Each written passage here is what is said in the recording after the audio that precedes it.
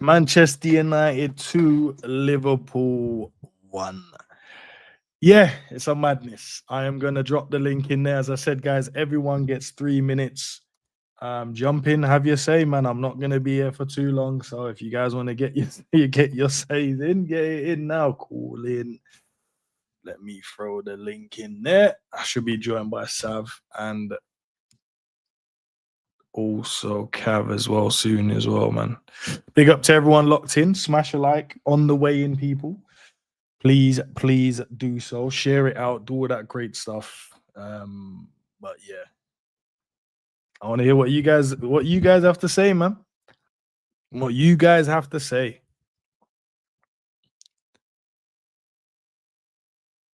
I want to hear what you guys have to say, guys. Oh, is it Paul? Paul, you there? Yeah, I am. Big up, Paul. Go ahead, my bro. Go ahead, man. Go ahead. Talk to me. I'm bloody another defeat. I'm gonna have to say this. I think the man's gonna have to seriously think about his future. We have to really start thinking about pulling the plug on Mr. Slot. I know some people are going to say it's too soon and all this kind of stuff, but I think it needs to be thinking about. If things don't improve in the next 3 or 4 games, I'll give them that long, then, you know, we might have to think about letting him go. Bit harsh. I agree. But, you know. No, I agree, man. His decision making has been extremely poor. His selections have been poor. He doesn't have the guts to drop Mohamed Salah. I mean, I've been saying it for quite a long time. This man's been on the slide for a couple of years at least. Or maybe I'm being a bit harsher. I say about a year to 18 months. I mean, he didn't finish off last season too well. He was struggling towards the end of the last season. So why can't you just sack him? We should have gone there and got a winger. And I think also Edwards and Hughes have a lot of questions to answer, in my personal opinion. I think their scouting has been extremely poor. I mean, who in his right mind would have signed Kirkes? Wasn't my first choice. I didn't want him. I think there were better out there than him by a long way. Let me think of who else. There's Isaac. Wasted too much time trying to get him rather than trying to solidify a sign of a centre back. Yeah, we should have spent more time in getting Gahey if we really wanted him, in my personal view. Yeah. Oh, I hear it, man. I hear it. And also getting a winger. I think we still should have got a left winger, despite the emergence of Igdamoa. But you know.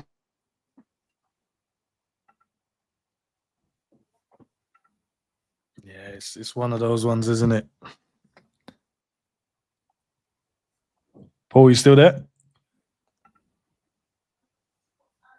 I'll take it as Paul's done. Maybe he's run out. Maybe his signal's gone. Big up Sav. Big up Jerry. Yeah. Listen, I'm just gonna get the people in and get them to then we get some time to say what we want to say. So I want to get the people in so they can have their say. Yeah. Yeah, cool, bro. Let's get TURAB in. Big up, brother. Yo, can you hear me? Can hear you, bro. Go ahead, man. Yeah, sorry, I'm telling my wife to leave me alone. What was the plan for Verts? Destroy his career, obviously. I'm going to pause there. What was the plan? Because he did more in that, half an hour? Than he'd done all season. For me, I lost my enthusiasm as soon as I saw that. Honest, because it just didn't make sense, because I've been reading a lot and seeing what Slot's been saying post-international break with his, lovely tan. I thought he'd be gone and really reflect, whilst he was in Dubai, looking all golden and that. But clearly, he's just repeating the same mistakes. Like, you want change in the defence, and yet you still start with Bradley and Kirkes. Make it make sense. You should have gone with experience. Robbo's is there with nibbling his on his stumps. For what reason? You know, Ekitike, you can tell for me, Isak's arguably a better all-round striker than Ekitike, you can say. But right now, who's better? It's Ekitike. So why don't you start him? Why don't you start him? Nothing that this manager's doing right now. Don't get me wrong. I'm not Slot out right now because I have respect for what he did last year. But right now, he is really making it hard. And I'm trying to not be reactive, but he's making it very, very difficult for me because his changes don't make sense. For you to go for a 4-2-4 with half an hour left and you're only chasing one goal is a ballsy move. And for me, I expected United to score. And even then, had Isak on the pitch for only, 5-7 minutes? Like, what was the point? You should have just taken Isak off and left Ekitike on and put Chiesa on. And for him to like make Frimpong warm up for a couple minutes and then we bag, and then for him to sit back down, we concede, and then he has the balls to take Salah off. It don't make sense. It don't make sense. And this is a manager that we've credited with his substitutions and stuff. But I'm sorry, if you look at the last 3 games, yes, we've got the goal to equalise against Palace, Chelsea and whatnot. But the Soboslai at right back experiment as well. Like, don't get me wrong, the guy's doing his best, but he was cooking in the middle, in my opinion, anyway. It was unfortunate that Gravenberch had to come off. For me, that changed the game, but credit to Jones and Wirtz. They did their part. But we just look so disjointed when this guy throws the kitchen sink, and he throws it too early, in my opinion. So, what is it now? 4 points we're behind, I think. Is it 4? I think it's 4. We can't afford any more slip-ups. Otherwise, this has gone. Sorry, I know I've rambled on. I'm 3 minutes up. But yeah, man, it's mad. It's mad right now. It's dark. Let's just say that. It's just dark. Big up, brother. Big up, bro. Yeah, it is dark, man. It is dark. As I said, I'm just gonna get the callers on, boys, and then we'll chop it up with ourselves at the end because let's just let them have what they want to say. Vel, you're next, and then Nems, and then JP, and then Slot Barber. That's jokes, bro. Yo, Big up, man. I just want to say I'm announcing my retirement from football. I found a new sport now.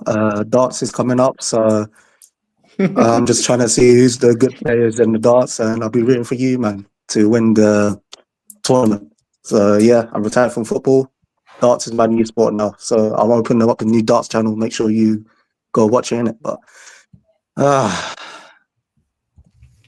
yeah, I've said this from game week 1. Certain man them in the fan base think I'm negative. They didn't want to see it. We've all been saying this since game week 1. These performances are not good enough. But it's okay. We signed all these players. They look good on paper, but when we actually see them play, they've been horrible. They didn't have a run to anything. They've done nothing this season, man. Only like Ekitike, Wirtz here or there, they've done something. But realistically, like, this fan base got too excited. It's biggest upgrade in Premier League history, they told me.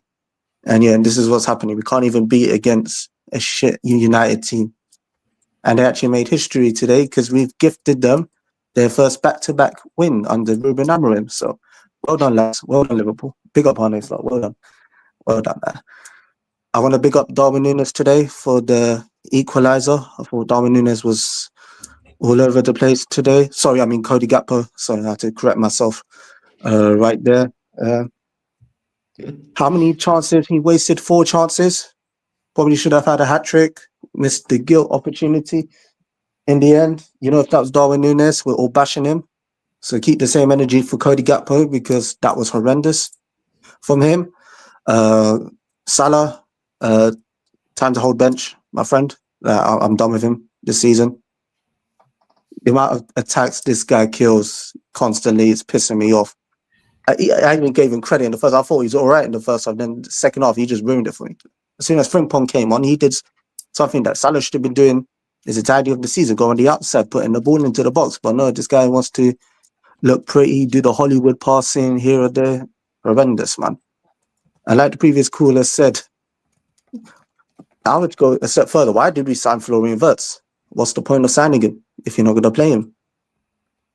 Like, you have Isak starting, we need him to fire goals, but you're benching your number 10, you're benching your creative player.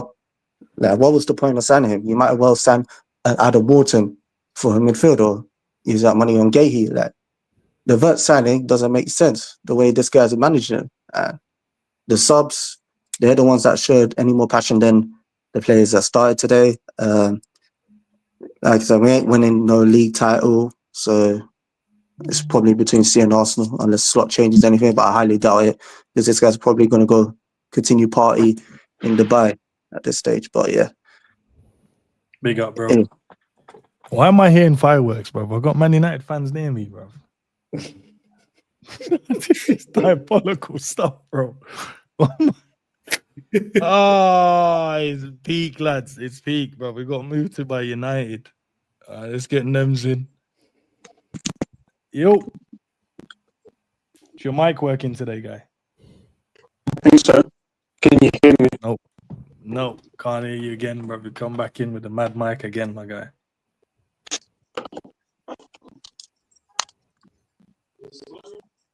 Yeah, can't deal with that. Can't deal with that. Let's who else is there? Let's get Slot's barber in, which is Harris, I presume.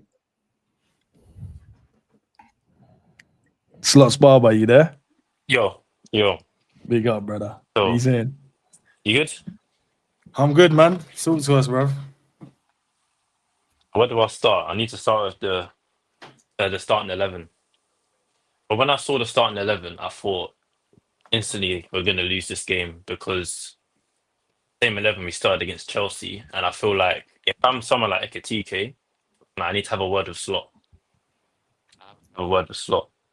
Because you've started the season off really well, bagging goals. He's not even just bagging goals; he's actually linking up play well. He's actually putting in good performances. Then you've got this guy from Newcastle who obviously had a good season. He hadn't had a pre-season. Yeah, he's looked off the pace. Lot is persisting to keep starting this guy. And then you've got this whole issue with I don't think Slot knows his best team. Cool. So when you deep it, we're going into this game. We're not knowing what we're going to see. Yeah, so we can't even say what our style of play is. Play against Liverpool, all passes, switch the play to Perkez, to this side, and you're in and goal. There's no actual like organization on and off the ball. Yeah, when I'm seeing Konate and Van Dijk, they have the ball. There's not much options. And yeah, I think this team's cooked, man. I think we're seriously cooked. Salah, or actually no, not Salah, Gully. He looks completely off the pace. Like really off the pace. He's got no first touch now. One-on-one, you could put a hologram there and you still lose the ball. Yeah. And moving forward, it's like, where do we go forward with this? No words for this team. And the thing is, losing to United at home, yeah. Remember, United are shit as well. They're really bad. We've made them look really good. Yeah, and there's and with Slot as well. Another thing, we've played against this formation a few times this season, and the one that usually comes to mind is Palace. So with him pushing so much players up the pitch, you're leaving that space in behind and then you're dragging Konate and Van Dijk out. I think it was Savage who said this 1 or 2 streams ago. He actually doesn't think there's an issue. He's just saying, like, it was the Bournemouth game, you said it was 8-on-8. And he said, if we keep the ball in that position, we don't concede. He's actually not taking accountability at all.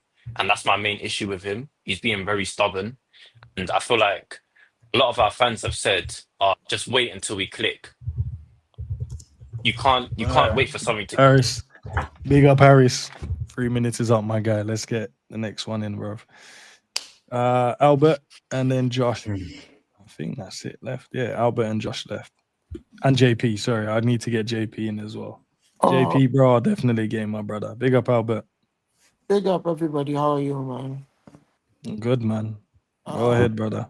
What else is there to say? I don't know what to say, but I just heard somebody say if you're gonna buy a player like Vets and you can't stick him in at the deep end, then what did you buy him for? I also think that been saying this. You guys know I've been saying this, but I don't think Mohamed Salah is bringing anything to this team right now. And it's not even a matter of him being subbed now. He simply should be watching the bench. Right? The defense is an issue. We can have that discussion. But if you don't and you score or won't score, then, you know.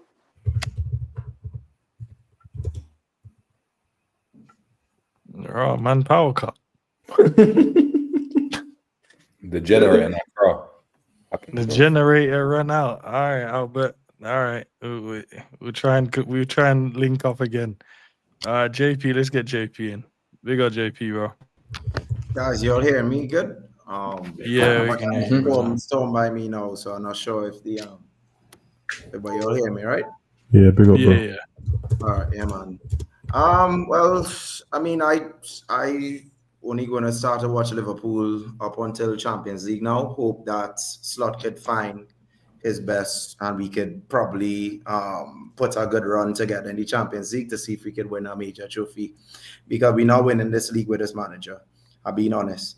From the first time I saw the lineup, I was like, you got it wrong. I saw Wirtz played for Germany in the 2 international games, and everything good that was flowing through with Germany, Wirtz was a part of it, right? The little cameo he had when he came on, he did more than Szoboszlai in the 10.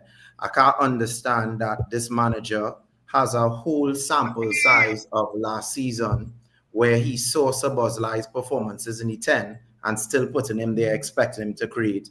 That's why we buy Wirtz, right? I wouldn't mind. I wouldn't mind the Chelsea when you bench Wirtz in the Chelsea game is our away game in the Premier League in Stamford Bridge. Wirtz mightn't be up to it. All right, I find say okay, cool, bench him there. But we in Anfield, we supposed to be on the front foot. That's a scare tactic. I thought Arteta was on my pitch. I thought Arteta was my manager. We in Anfield, and you leaving out my most creative force. Salah is not doing anything. Isaac, I mean, maybe somebody worked voodoo on Isaac in Newcastle, because that chance Isaac got there, you have to bury that, my brother. Sorry, you have to. So at the end of the day, I mean, we could put blame on the manager too much, but I mean, is the manager picking the team, and that's where it has to come from. I was explaining it on Monster. Yeah, I broke up there a little bit, right? You all hear me still? Yeah. You can hear you, bro. Yes. I said Months. Who's the player that most likely to emulate the play style of Jacob Murphy when he was getting all the assists for Isaac in Newcastle? And I said it was Frimpong. The first time Frimpong come on, he had one move. He beat you on the line and cross it in. If that was Isaac instead of Gakpo, it's a goal. Right? You have Bradley playing there. You have Salah playing on the wing. Isaac not getting no service from that side. If you look back at Newcastle goals, Jacob Murphy was just whipping in that cross with a natural right footer to Isaac head on his goal. Right? Who's the only player we have who could do that right now? And I don't know what Chiesa do to Slot, bro, but he has to be playing. So I'll see you guys in the Champions League call-in, and good luck for the rest of the season. Big up, bro. Big up. I said the Champions League calling, bro. Oh my days, this is deep, bro. I can't believe we lost to this shit team, bro. That team ain't even good at football at all. All right, let's get. You do believe it is. You do No, believe I it. don't. No, Do you know when I'm looking at believe them? it. Stop this. You believe it. I know you're saying things right now, but you know this. Folks, I'm very sorry. My thing got interrupted. Stupid people kept calling me. Manchester United already won. They should fuck off. Stop fucking calling me, man. Pissing me off, man. Jerry, Funny now, man. your people from Ghana, man, disturbing me, man. What can I say? I thought the generator went off. Yeah, so I went. Well, I'm in Florida now. They still calling me. Okay. So I put it on airplane mode. So sorry, it won't happen again. No But worries. look, guys, I think this was coming. I feel really numb. Okay, but my major point is that it is time for the coach to say to Mo Salah, dude, it's time. Okay. And we also need to bring in a center back. This is unacceptable. This is unacceptable. This is unacceptable. And look, if the coach doesn't want Frimpong to play as a fullback, why did you sign him? Bradley was terrible. What was he doing on the pitch? When Frimpong came in, didn't we see the difference? And Gakpo. Oh, God, my Ghanaian brother, Gakpo. Gakpo, come on, man. Striking the post more than Nunes. So what did we get rid of Nunes for if you wanted a post striker? Oh, my God. Anyway, guys, my last thing I want to say is I think that Michael Oliver should give his head a wobble. You saw McAllister holding his head on the ground. You said play on. You looked at him again, saw him holding his head. You said play on. I don't get it. What kind of a referee he is? But anyway, guys, whatever I say, we've lost. So we've lost, and that's it. Can't do nothing about it, man. So, guys, let me just listen to you. I'm numbed. I don't know what to say, man. All right, big up, Albert. Big up, my brother. Big up, big up. I've never heard someone say they're numb. Josh, and then Sean. Josh, big up. Terrible evening, lads. Hope you guys are all well, though, nonetheless. Yeah, can you hear good, me? man? Hi, Josh. Yeah. Can hear you. This is the first time since Brendan Rodgers has been our manager that we've gone off the international break, and I'm like, thank God. Thank the baby Jesus. I don't want to see this team. I don't want them to come back. I don't care when they come back. You know, I didn't even watch any content. I just looked at a bunch of content like 3 days before the Premier League came back. I had 10 days of no football, no nothing, because I knew something like this was happening. You know, the thing is, I feel like when I listen to Sav, as much as I don't want to agree with him, I find myself agreeing with him. When he said that we were going to draw this game, I was like, it's got 2-2 written all over it. We have hit a whole new low.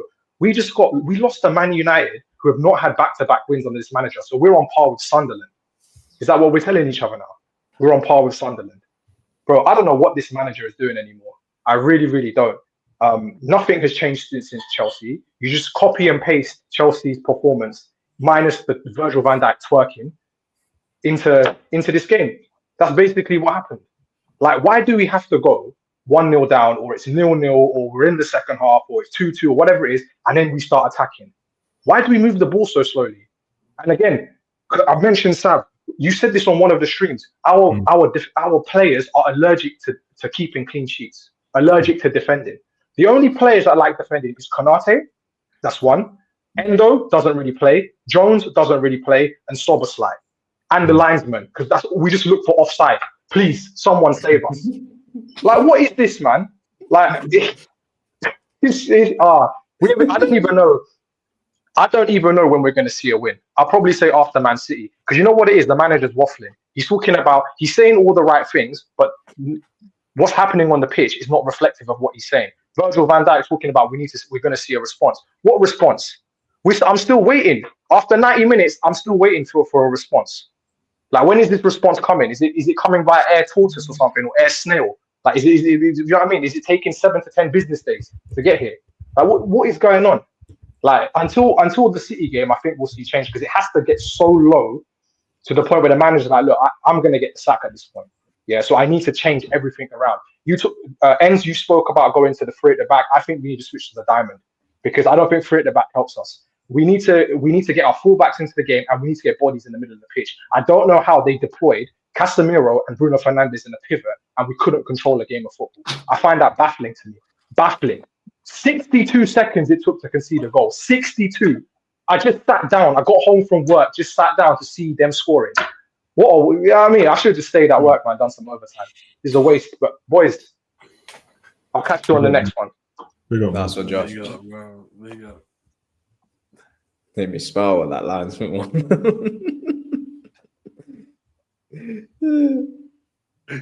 It's Pete, guys. Let's get who else is there? Already got you in there.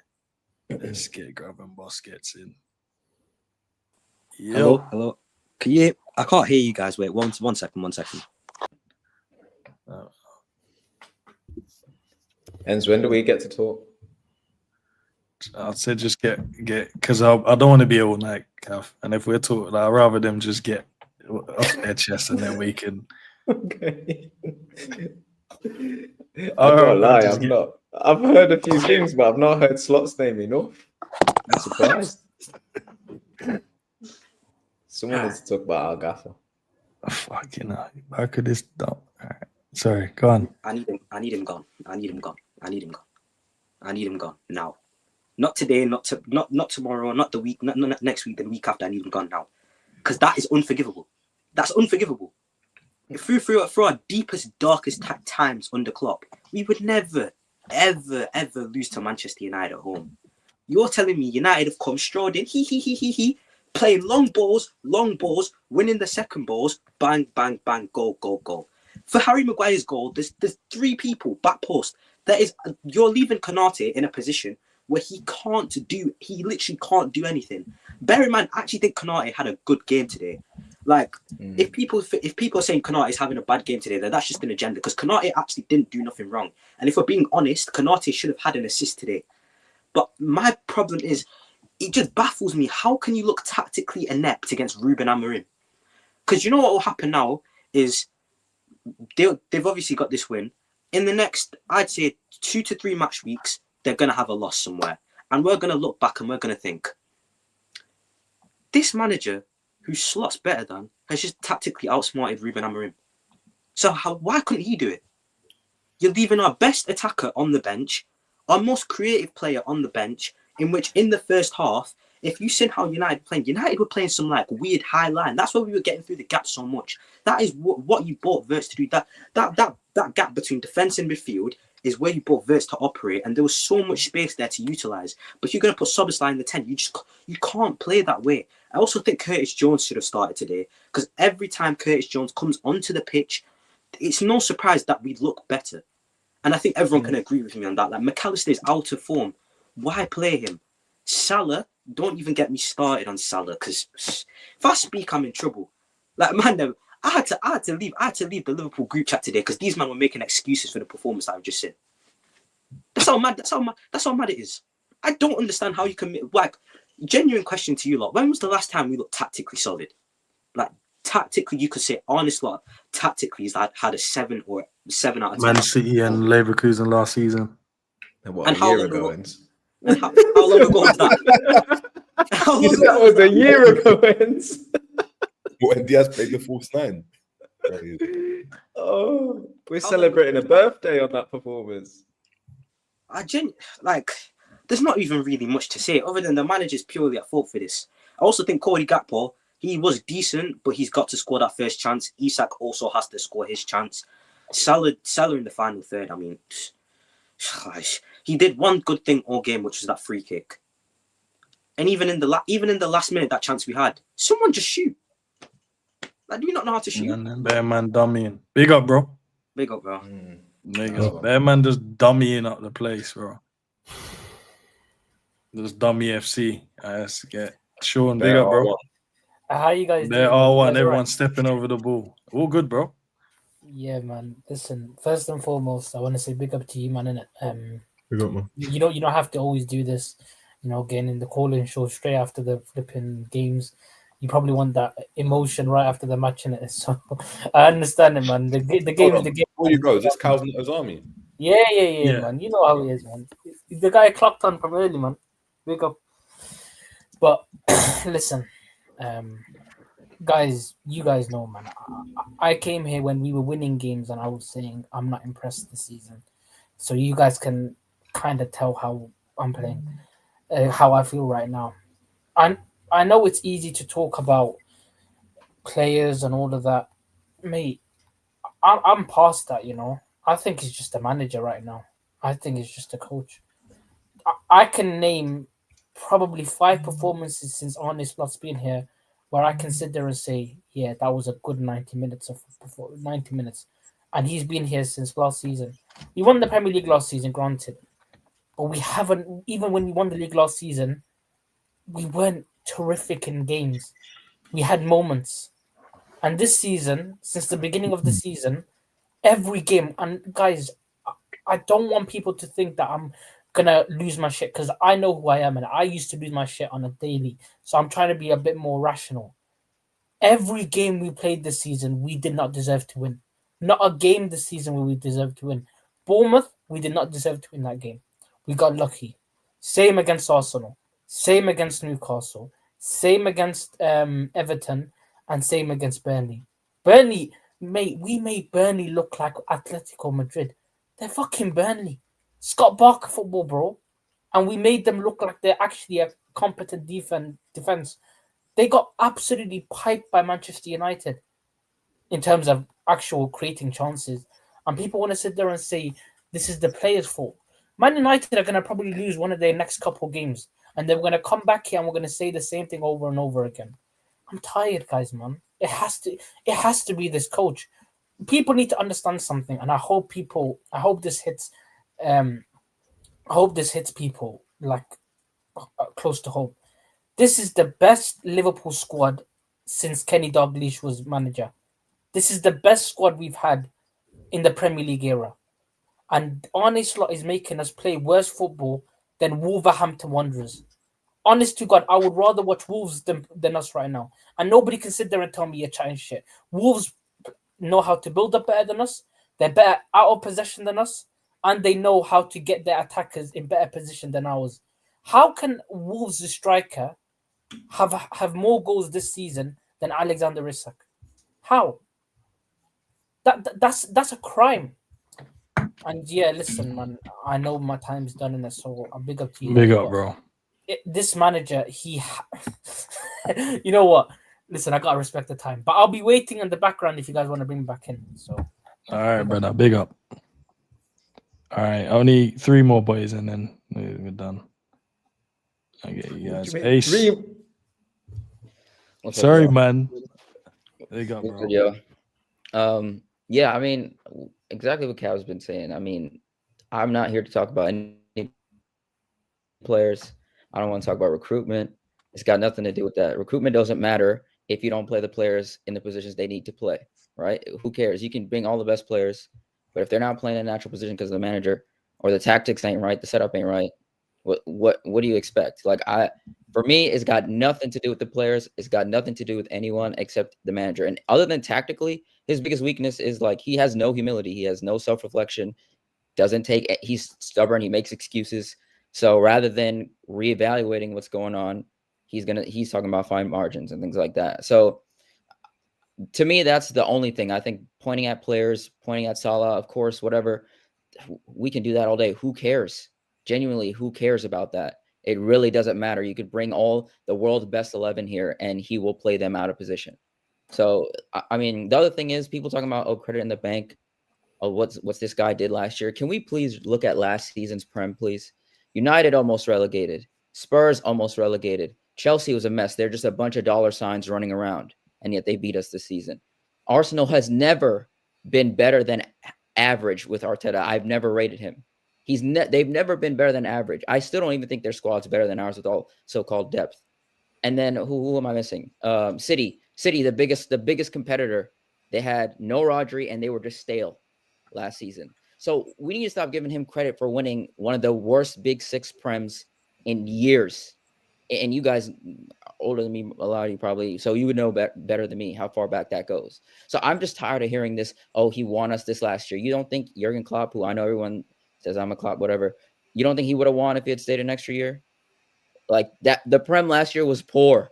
It was poor, at least in the top 6. Obviously, the mid-table stuff, they're better teams, obviously, mid-table. But who cares? Our main competitors were bad, and we took advantage of that. You know, so that doesn't wash at all. And so, tactically, though, one last thing I want to say: midfield, like that's again, it's the manager's fault. But our midfielders are playing up against their defense, the opposition defense. That's where they are. We've got 1 6 and we've got 2 8s, but they want to play like 10s. And that's because of the manager. So there's a huge gap in the middle of the field, just like it was versus Arsenal, just like it was in multiple other games you could point to. So yeah, there's nowhere to pass. So yeah, I can also blame Virgil sometimes for waiting on the ball, but also there's no one in midfield. People aren't dropping, and then he won't play Verts to fill that space, or Ekatike to fill that space when our 2 8s are playing up against the opposition defense, as opposed to being closer to each other, right? And so it just doesn't make sense. Again, the fullbacks are not pushing up high and at least inverting it at least into that midfield space. Instead, we're building up with the back 3, and again, so they can press our first phase, whatever, but not have to pull up, you know, not have to defend anything in the middle of the pitch, because they can just let us pass it around in the back, you know. And last thing I want to say, really last thing, I really want people to go back and watch Vincent Kompany's Bayern Munich. I don't know how this guy went from Burnley to Bayern Munich. I really was like, how can this guy be that good? But watch how they play. I don't know how much he does really tactically, but he lets them play in their best roles, in their best positions, and then he makes the tweaks as need be. They are so fluid. They're so switched on. They know what they're doing. They know what each person on the pitch needs to do. And for me, that Kompany is a better manager than Slot. Just if you watch that Dortmund game yesterday, they have a lot of the same squad like imbalance as we do. Like they've got a lot of forwards, they've got injuries in the back, such and such. If you look at how they play versus how we play, similar type squad, but they actually know how to play with each other. So that's the last thing Big up, bro. Yeah, I appreciate that. Nice one. Hey, Ens, you know what's crazy? I just heard from our pro clubs playing, bro. That's what I was thinking the whole time. The same. I said, oh shit! My pro clubs playing. He's alive.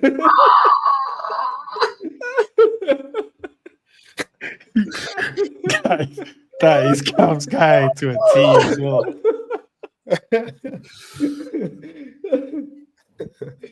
Oh, damn. Josh, go on, you might all in now. Josh is the last one. Oh, so the man them can speak now. It's only 40 minutes. So I told you I didn't want to be if we would have done it, you know, everyone would have just been long, and I don't want to be here for long. Evening, Josh. I'm not gonna do something in my life. Hey, Josh, yo, we can hear you, bro. Hey, Josh, Can you hear me? You can hear me, yeah. Boy, what can we say about this performance today, man? Most of it comes down to Slot. Obviously, you man, the last time we spoke, you guys were blaming Slot. I was saying give the guys time, but today, most of this is a tactical setup from Slot. From minute 1, obviously, it's hard going behind, right? It's hard going behind, and then having to chase the game. So no matter what, it's hard. And to be honest with you, we created enough opportunities to score 4 or 5 today, but we also gave away enough opportunities to concede 4 or 5. So there's many problems to speak about. First and foremost, of course, we've got to talk about the selection. The selection is wrong. Players are wrong, and I said this when we spoke about in the Liverpool Atletico Madrid game, Isak's first game. I said, when Isak playing, Wirtz needs to play. Today we had obviously people said it already throughout the call-in. Yeah, they've said about how we didn't have a midfield. For most of the game, we didn't have a midfield. Yeah, he chose to push Mac and Sobo up. Basically, it's 2 10s. If you're gonna do that, why are you not playing Wirtz? Let me ask you that. If that's your plan, why are you not playing Wirtz, who can create them intricate plays and do that type of thing? And then even when we played our best when the subs came on, right? We played our best when the subs came on, but that's not because of the reason why we played our best is because those players are in form. TK is in form. Wirtz is. You saw him go away to Germany. I don't know if any of you watched him play, but he was running things for Germany. He was running the game for Germany. Still, I don't understand why he's taking Sobol out of his best position and playing him right back. There's so many questions, but listen, you guys need to speak as well. Please bounce off. I don't know if I don't know where my timer is, but I've got so many things to say. But I don't. Just chime in, please. Chime in. Do you know you said we look better when the players come on because these are the players that are in form. It's a little bit of that, but mostly it's just if you throw enough forwards on the pitch and you go down to the last minutes of the game, something's going to look half decent in it. That's all it is. It's just throwing the kitchen sink at it. Like, of course. It's just. I said it at half time. I don't know. I don't know what our tactics are. I don't know what we're trying to do. I don't know where we're trying to hurt the opposition. I don't know how we're trying to hurt the opposition. I see no control at all. It's as if he's selecting a lineup and says, let's see what happens. And if what happens is that we need to get a goal, I'll just chuck everybody on the pitch and see what happens. And then at that point, we create some chances because you're going to, you know. But there's no idea. There's no thought out process. There's no instructions for the players coming on the pitch. You know, you guys notice this, even when players are coming on, you know, I know you only see what Sky broadcasted today, but even when the players were coming on, it was just like, oh yeah, go on then. Like, there's no looking. There's no 5 minute. There's no like minute conversation going. There's players running on the pitch going right. You there. Don't see any of that. It's just they're even confused when it comes to like set pieces and stuff. You see it like today, even in the first 5-10 minutes, there was a set piece that Man U had, and the players were like, "Where am I going?" And they're shouting over to the bench like, "Where am I meant to be?" And that was the same thing last week against Chelsea. They're like, "Where am I meant to be?" Because he's confused, and the players are confused. You could see it. Nobody understands really what is what they're meant to be doing right now. The biggest problem Slot's got is he's already identified that we've got problems, and he won't shut up about it. And then we play, and he doesn't try and fix it, bro. And now for the second game in a row, first we had Kukurea telling us, yeah, we knew that Salah wouldn't do this. Today we got the lit talking about, yeah, we know Liverpool's weakness is their fullbacks. Bro, they're taking the piss out of us, bro. They don't even respect us, bro. They're just like, yeah, we knew that's what it was, bro. Anyone with a little bit of time, bro, and a videotape, case study, they can figure it out quick. Obviously, us as fans, we're going to say what we want about coaches and that. Obviously, context and that. We know that they've all gone through their training and stuff and that. So it's easy to say Amorim shit because he's at United and he's doing what he's doing. But he knows football, bro. And it was very easy to play against Liverpool. And it stinks, bro. And I'm with you, like, man. He's just throwing people on the pitch. I'm looking out for the same thing. I'm waiting for him to show the tactical pad, the iPad or something. You need to go here. No, I'm confused when people are running on the pitch. It took me about 5 minutes to figure out, oh, it's 4-2-4. Okay, that doesn't... He said in the interview I saw of him this morning, when he was talking about where he went wrong, he said, yeah, maybe against Chelsea, I put on too many attackers and then I couldn't bring on any defenders at that point. And then today, with just half an hour left, he does the same thing. Imagine criticizing yourself for something and then doing it again. Have you guys listened to what he's talking about right now? No, I can't, bro. But let me know, bro. Summarize that because I'll smash up. Yeah, I'll try to summarize one more time. Yeah, because it's on one, bro. It's crazy. It's crazy what I'm hearing. He's got an embarrassment of riches and he doesn't know how to use it right now. Obviously, last year he had 14, 15 players that he knew he could trust. He doesn't know what to do. And obviously, but the hard thing, I do have to admit, the hard thing for him is that, of course, he loves Maka. Of course, he loves Salah. Of course, he loves some of these players, right? And unfortunately, the only way for them to actually work is to play them into form. Unfortunately, but we don't have that time for them to play into form. That's the only way that a player can regain form is to play them back into form, unfortunately. So you have to play them if you want them to gather form, right? Do you know what's crazy about that though, Josh? These players have 1 year service under him. They shouldn't have earned this amount of right to play. when we talk about McAllister, I'm not sure if it was you, Josh, or a previous caller said Curtis Jones is actually looked pretty good when he's played this season. Looks a bit more controlled. Looks more in tune with what the gaffer's asking the players to do. Looks like he just understands his position, where to be, when to carry the ball, when to hold it, when to move it, just better, right? More composure in his game. What right does McAllister have to start over Curtis Jones performing like that? Because if we're talking about Klopp, right, and we're talking about McAllister's played years under him, I'm thinking, okay, McAllister played 1 year under Slot. Ain't Slot still meant to be in the period of time where this is coming in, fresh pair of eyes, assessing everybody, everybody's being assessed by, the same standards, and if you meet it, great, you're in. If you don't, you're not.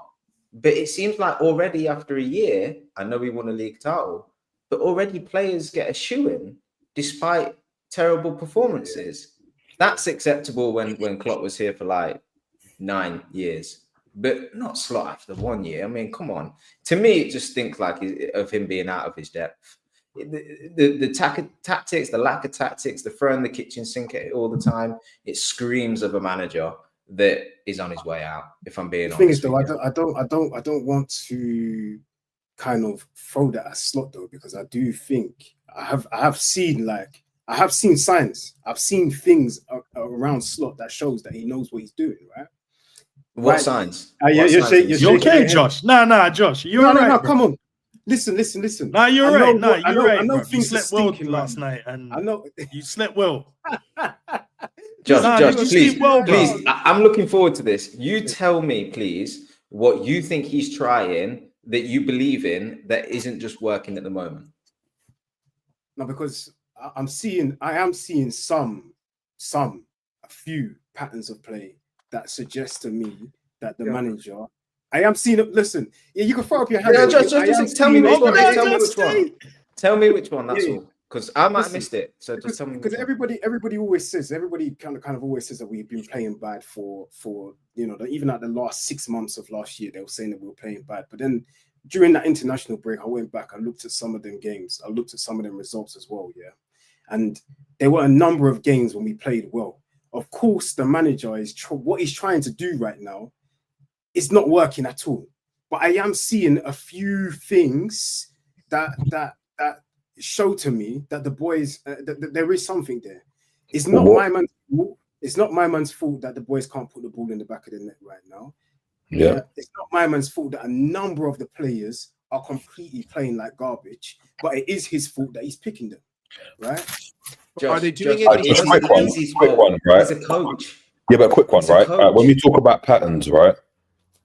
What like, again, you know what you're talking about. I'm not even trying to say it. What is your definition of a pattern? When you're saying patterns of play, what's the definition of that? So if you were to go to when you go look at the pre-season game, we played against Atletico Bilbao, was playing really nice build up from the back, nice one touch football, and it was really nice. The combinations between some of the players, how they were moving. To your point, but one second. We saw that at a point today. Yeah, when Seb was like, can you remember it was on the right hand side? We did. It was small. But to your point, this is what I'm talking about. This is why I asked. That is not a pattern. That's not a pattern. No, but it's a build up. It's build up. No. But the build up. The build up can still be a pattern of play, but that's not a pattern of play. That's going and playing one touch football, right? With transition football to go and play one touch. But the build up is talking about a pattern for me, right? The pattern is, for example, this is what they'll set up. Keeper goes, as an example, to Virgil van Dijk. Virgil van Dijk into Kerkez. Kerkez back into Virgil van Dijk. Virgil van Dijk into the midfielder. And then the midfielder back maybe into the deeper midfielder, and then we go and find a forward pass. That could be another one. Another pattern is when City used to keep the ball, they'd pop it into the midfielder, the fullback makes the overlapping run, the pass is played down the side, and they smash a ball across the box, and you've got to finish on the back at the end. Yeah. And they keep running the same pattern. Chelsea done it twice in the last game. You do know to be able to, carry on. Yeah, Chelsea done it in the last game, where 3-4 times in a row, they done the same pattern. So when we're talking about patterns of play, that is my biggest worry. It's not the fact that the team can't play one and touch football. Of course they can. We've got ballers on the pitch. Like, but what it is to your point when you speak about there not being an understanding, is if there isn't a pattern of play, what you are doing is relying on the players, right, to hit a wavelength where they're just like, it's like Brazil 2002, where we've just got chemistry. It's like Sturridge and Suarez, where it just comes off. They don't even like each other. They've never played before, but you're expecting them to just flick round the corner, touch, bang, and it just works. And it's like, oh my God, combinations, right? Clearly, this Liverpool team cannot go and do that, because when a man flicks it round the corner, the pass is going behind him. Virgil van Dijk is passing the ball into one of our midfielders, into the safe side, but the midfielder's expecting it in front of him. The ball's going behind. All these things lead to the fact that there isn't a pattern. What you're doing is expecting the players to just, figure it out on the pitch more so, even though there will be a tactic in place. So when we're talking about patterns, I cannot look at this team and be like, that is a slot goal. That's a slot goal. That's slot build-up. That is a chance that's created by slot ball. It's just whatever. Sometimes right now, I haven't seen that, but you do not understand like a pattern of play in regards to like that one-touch football, the same that we saw against Bilbao a number of times, and we saw a couple of times today. To even do that one-touch football, players need to form triangles around a certain player. There needs to be an extra man. There needs to be an extra man spare for them to play that pass quickly and efficiently through the lines, and that is due to coaching. That's due to a style of coaching through the structure. Through the structure. Last week, obviously, again, we're not talking about United again. We're talking about the Chelsea game. But last week, in regards to when we was playing Chelsea, how Chelsea played us off the ball, how Chelsea marked us off the ball, their off-ball structure, it completely eliminated a lot of the things that we wanted to do. The same thing that you're seeing right now is that we're still saying, and I was wrong. I said Konate was really bad on the ball. I went back and watched the game. He only gave the ball away once. Today, he played the ball through the lines a number of times really well. Again, that's what you're seeing that he wants to do. He wants to have that slow build-up from the back, using Konate or free in the back. You're seeing that today. He wants Grav to drop in. He's almost trying to play like a back three today. That's what he's almost trying to play, a back three with wing backs. No, but he had the way that Gravenberch was dropping back and the other midfielders was pushing all the way up. But Gravenberch is dropping because there is no midfield. Like, it's the same thing with Galatasaray. Wirtz is dropping to our own goalkeeper to receive the ball because we don't play with a midfield. We play with zero. Manchester United today did exactly what Galatasaray, Chelsea, Southampton, and every other team has done against us. They put 5 in the middle of the park because we only put 2 there. If you outnumber us, Chelsea never did that. No. Yes, they did. I literally have the screenshots to prove it. Chelsea used João Pedro, and Chelsea used Gusto, and Enzo Fernandez, and they pushed them up against our 2 midfielders. Left Caicedo wondering. That's how they scored their first goal, because you heard when the ball was played through and Caicedo ran through for that goal. You heard Slot shout to Ibu to actually close down Caicedo, because he said Ibu because Caicedo was the extra man in midfield. They pressed up against us and man to man. Okay, but the difference here is that I'm talking about our in possession. Like when we have the ball and we're recycling, and Virgil's going to Konate and Konate is going to Kirkes and Kirkes is going to Maka, right? All you need to do is put 4 in the middle of the park. Today it was 5. Chelsea, at times it was 4. At times it was 5. Galatasaray, it was like 6. All you got to do is put guys there, because we will always have a separation between where the ball is and where the ball needs to go. If you look at, I have 6 different timestamps. If you have the time, I encourage you, look at the 16th minute, the 21st, the 25th, the 30th, the 45th, and the 76th. And you'll see what I'm saying. You will see that Gravenberch will have the ball, or McAllister or Dominic Szoboszlai. There will be 3 white shirts in front of him, and then there will be 5 players in red behind them. All you have to do to play this team right now is clog the lanes. How many times did we see Virgil actually getting pressed man-to-man like he's trying to win the ball off? They weren't. People were not pressing Ibrahima Konate. They were just getting close enough to where I'm making you think that I'm going to come after you. But I know you only have one option right here. You can either play it wide into an isolated one-on-one, or you can play it back. And for the most part, we play it back because we don't have like Jerry said, we don't have patterns of play, but we don't have patterns of play because we don't have a structure. Like, to me, when you watch people who don't have the ball, they walk. It's a bunch of lollygagging. It's a bunch of walking. It's a bunch of just slow-paced, lethargic. The game will come to me. The thing is, I'd agree with that. Yeah, I'd agree with that. But the reason I'd agree with that, but the disagreement I've got to that point is technically you having 5 in between the lines, in between the midfield and the defense, right? Means that what? You're outnumbering, yeah. Not only what you've done, you've pushed your midfielders up in between the gaps, right? Yeah. You've now gone mad. You've gone 5 for 5 against their back 5, right? So now it causes a problem because the midfielders are checking behind their shoulders constantly to go and try and see where the midfielder is to stop that passing lane.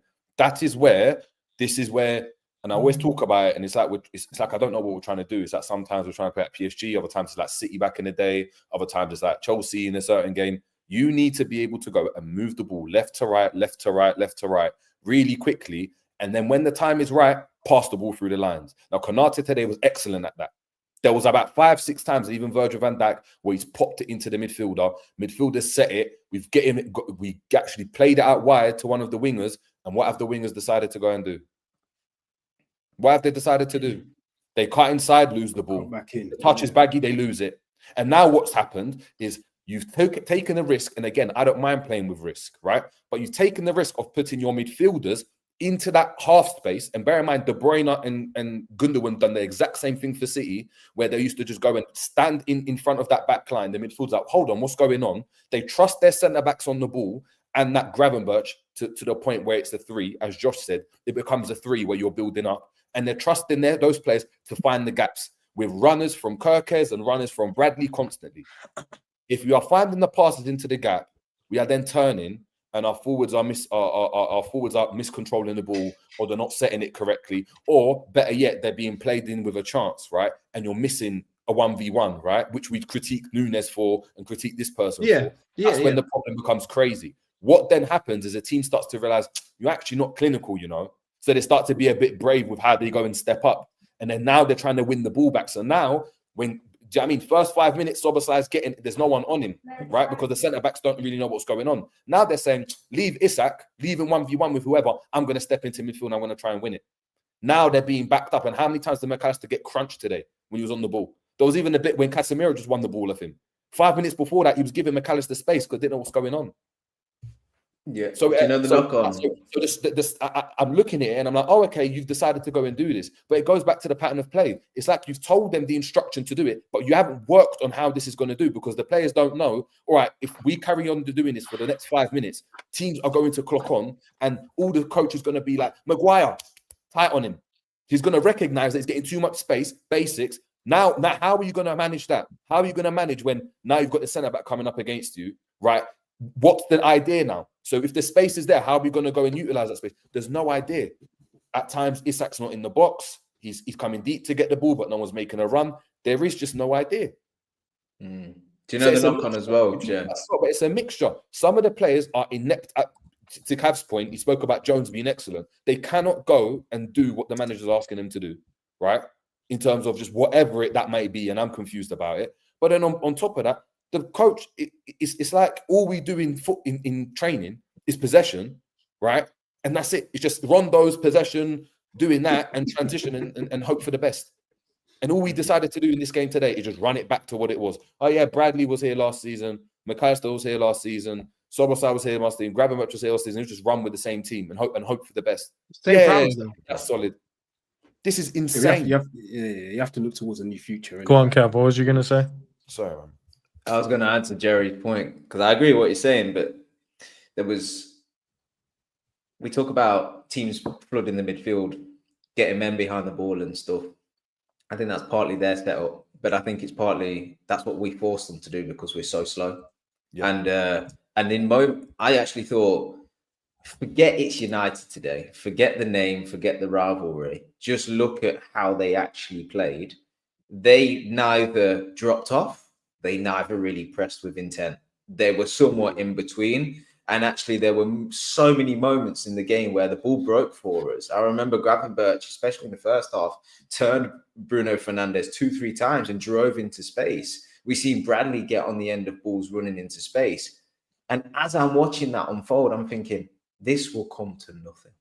I should be off my seat right now thinking Gravenberch is running in acres of space through the center of the park, and Isak's up there, Gakpo's up there, Salah's up there, and I have no confidence. And it's because none of them move how they should. There is no movement. Salah will stay static on the right, Gakpo will stay static on the left, and Isak's then got to try and either run in behind or he's got to get out of the way of the run. And to your point, Jerry, is like when we talk about these moments opening up, it's not been worked on enough. There's no clear instructions for these players what to do in them particular moments. And so we're literally killing ourselves. We're cutting our own feet off when we get in these positions, because there was the one moment where I think it was probably the happiest I was during that game. It's when Curtis Jones dribbled the ball into the box. It was like, oh my God, that space has been there the entire time. It just required someone to just think, they're going to stay high and wide. Strikers in the middle. I'll carry it then. I'll carry it then. I'm the one with the ball. I'm the one with the space. I'll carry it then. Because if you ain't going to create an option for me, I've got to make the option. And Ekitike did that as well when you came on. And that's where Ekitike's been. Ekitike should have started this game, because that's what he's done so brilliantly well so far this season, and everybody else has been terrible at. He'll pick up the ball, he'll see some space, and he'll look around and he'll think, no option, I'll run into it then. Keep the momentum, keep the ball moving, keep moving as a player. Nothing's going to happen if you just stand on the ball. It ain't going to open up for you. The opposition ain't just going to step aside and go, here you go. You got to move into space or move the ball into space. And our forwards are so static that we've actually looked better when Ekitike has been on the pitch, because he is willing to carry the ball into space. Jones looked good at it today. And to be fair to him, Florian Wirtz as well, because he's picking up the ball in area. I'd like to see him carrying the ball further, because the link up ain't quite there yet. But he's carrying the ball 5-10 yards, moving the opposition around. Everybody else just so happy to stand on the ball and wait for things to happen, and it don't, you know. I don't think it's just. I don't think it's just. I 100% agree with you, and it's like music to my ears. But I also think that it's a combination of them being static, but also being too congested, because there were too many moments in this game where I saw Mohamed Salah or Cody Gakpo with the ball at the edge of the 18-yard box, and I would see McAllister, Isak, and Mohamed Salah all within arm's distance of each other at the opposite end of the box. So Cody Gakpo's cutting in on the left-hand side, and there's 5 white shirts in between him and the 3 players who are A, static, and B, next to each other. So even if Cody does get space, his only option is to shoot, because there's no one in the right position. There was a moment in the first half where Gravenberch had the ball. We had just won it, but we were in their half. We were attacking. We lost it, and then we won it back at the midway line, and we got it back to Ryan Gravenberch. And I see Gravenberch is there. There's 3 white shirts around him, and on the other side of the box, you have McAllister, Mo, and Isak standing still, all next to each other. I have to think that if I see this so consistently, it has to be instruction. There is no other logical explanation for guys always being in the same areas together, side by side. And it's not just this game. Like there was a very specific moment where Florian Wirtz against Chelsea got the ball at the edge of the 18-yard box by himself, right? He took a heavy touch, fair play, like wasn't the best touch in the world. But there were 5 Chelsea players around him, and everyone else was tight, static, wide. Like it doesn't make any sense. Even if you're going to be static, at least be in a position to where your static movement is mattering. But it's not. It's a combination of you're not moving, but also you're together. So it's like you're eliminating options in 2 different ways at the same time every game. That's got to be like, if I see this every week, got to be something going on with the manager. They have to be being told something. Do you know what, Mike? What I hoped from the international break, right? Players are away, so there's not, you can't really coach them when they're away. There's only so much you can do tactically and stuff. But what I'd hoped from the manager was that he'd have rewatched the games and he'd have picked up on things we're good at and we were bad at. and try to rectify it, right?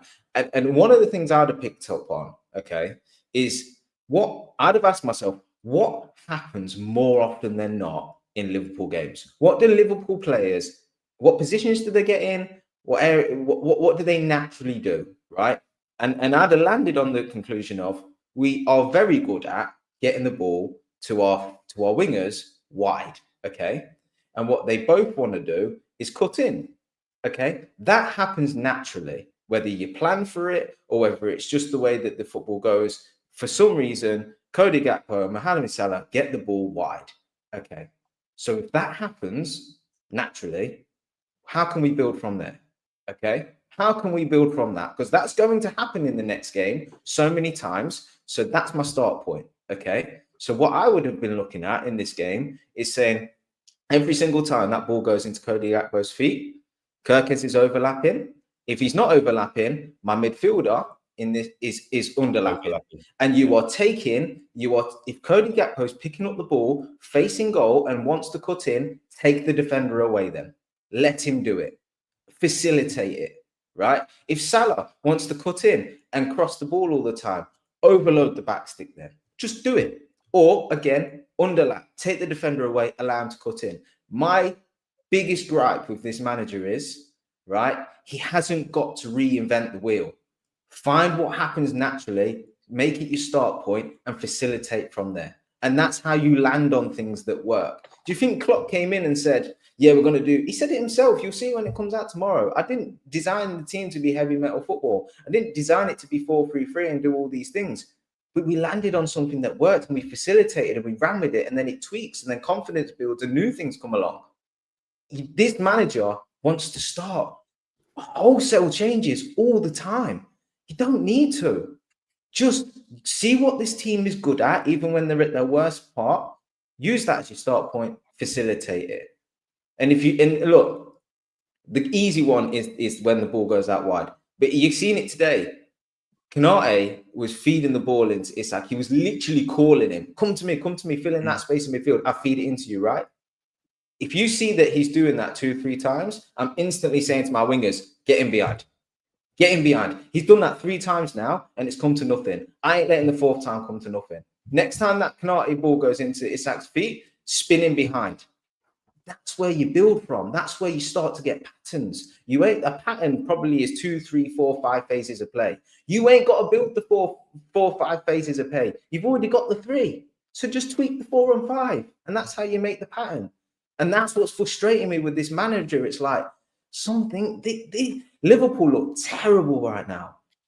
Subtle, simple changes will just fucking be revolutionary to this side. And that's what he's not doing. It's literally that, or he has to go and look at it and be like, this is the way I'm going to play. Unfortunately, Salah, you can't do what's being asked of you. Gakpo, you can't do what's being asked of you, and you're going to be on the bench. It's just as simple as that. And then you go and play the players. You go and put by. It's as simple as that. You either go, and this is the same thing. So you either decide, right? And in the summer, Liverpool had a choice to make. You buy someone like Wirtz, right? A number 10 that's been the focal point of everything that Leverkusen has done, and you want him to replicate what he's done at Leverkusen. Well, guess what you're going to have to do, mate? It's going to have to be the focal point of everything that Liverpool do. Yeah, to be honest, I don't see. Instead, what's going on is you're asking Wirtz to come in, right, and do up the Szoboszlai role of last season, which you can't do to the level of Szoboszlai because that's not his game. And you're still trying to play through Salah, while Salah is either incapable of doing what he done last season, or he's been asked to do a slightly different role, which means that you're not getting the output of neither of them. But I'm seeing Salah standing over free kicks now, which is, for me, I'm looking at it, I'm like, what's going on? It's like he's just decided to pull rank now and say, yeah, Salah, just do your thing. Where's the hierarchy with what's going on? Is it any coincidence that 60 seconds into being on the pitch, Jeremy Frimpong plays the most clear as day opportunity that we had the entire game? Cody Gakpo's header in front of the box was the only, I believe, clear-cut chance that we had in this game. People are going to sit here. The through ball from Konate to Isak. That's a clear. I mean, listen. Yes, but at the same time, the United's goalkeeper was literally hugging the far post. If Gakpo puts that anywhere on target, it's a goal. Isak still has to beat the goalkeeper. I'm talking like this should be a goal 100%, 100% of the time. Isak in that position, that should be. Yes, yes. I mean, listen, today he was Alexander fucking Nunes. Yeah. But to me, like, again, I just think that the bigger problem here is that a ton of Liverpool fans are going to look at this game and they're going to look at the 3 times that he hit the post, one of them being a deflection, right? They're going to look at these little moments, or they're going to say, hey, but look at what we did. We could have won that game. They're going to ignore Bruno Fernandes's opportunity. They're going to ignore all of the other opportunities that Manchester United completely wasted. And they're going to ignore the fact that, I mean, I legit looked up in the first half at the 44th minute and I said, did I really just watch 44 minutes of football? Like, is the first half really over? Like, are you kidding me? I didn't feel like I was watching a game, because it's the same thing that I've seen every single week. It's like you had 2 weeks to do. You get paid £5 million a year. You had 2 weeks to figure out something different, and you did something worse. I mean, the biggest that's gripe like is that impressive. he's always trying to fix his problems in game. Whether it's at halftime or whether it's in the 60th minute, he's always trying to fix a problem that if he just started in this certain way, we wouldn't have that problem. You start Jones, you start a Frimpong or whoever, Hugo Ekitike, which we was crying out for in this game. You start some of these players, then you don't have to fix your problems in game. And to be honest with you, again, he brings on Frimpong, plays in right wing, still keeps Szoboszlai at right back. When you're seeing right now, when you put Frimpong on, you got Szoboszlai at right back. We're playing a 4-2-4. You got Wirtz and Jones in midfield. It's like it doesn't really make much sense what he was doing when he put that combination on, and we had Gakpo, Isak, Ekitike, Wirtz, Salah, all of these guys on the pitch, 5 attacking players, and it was almost like you've only got Jones in your midfield right now. What are you doing? So he's kind of just making it up. He's winging it as he goes along. But this is what happens when you have an embarrassment of riches. And right now, you don't know what is your best. Wasn't even a low block. What is your best lineup? Do you know what? You don't know. If he wasn't even a low block. He chucked all the forwards on, right, and went 4-4-2 or whatever you want to call it at 60th minute. 60th minute, right? So let's assume that he set his team out at the start of the game how he wants them to set up. He only tried it for 60 minutes. So what do you think is going to happen in the next game? Do you think they're suddenly going to work it out? Do you think it's suddenly going to click? No. I would much rather him, right, just do it for 90 minutes. Bring Ekitike on for Isak, striker for striker. Frimpong for Bradley, right back for right back. Bring Jones on for McAllister, midfielder for midfielder. But play the same, because we'll figure it out sooner rather than later. If he keeps making this wholesale change on 60 minutes, we are never going to figure this out. We will literally be out of the Champions League, be miles off Arsenal in the league before this clicks. What's the point? I don't think it's ever going to click. I'm telling you right now, if Arne Slot does not change, he is not going to be here.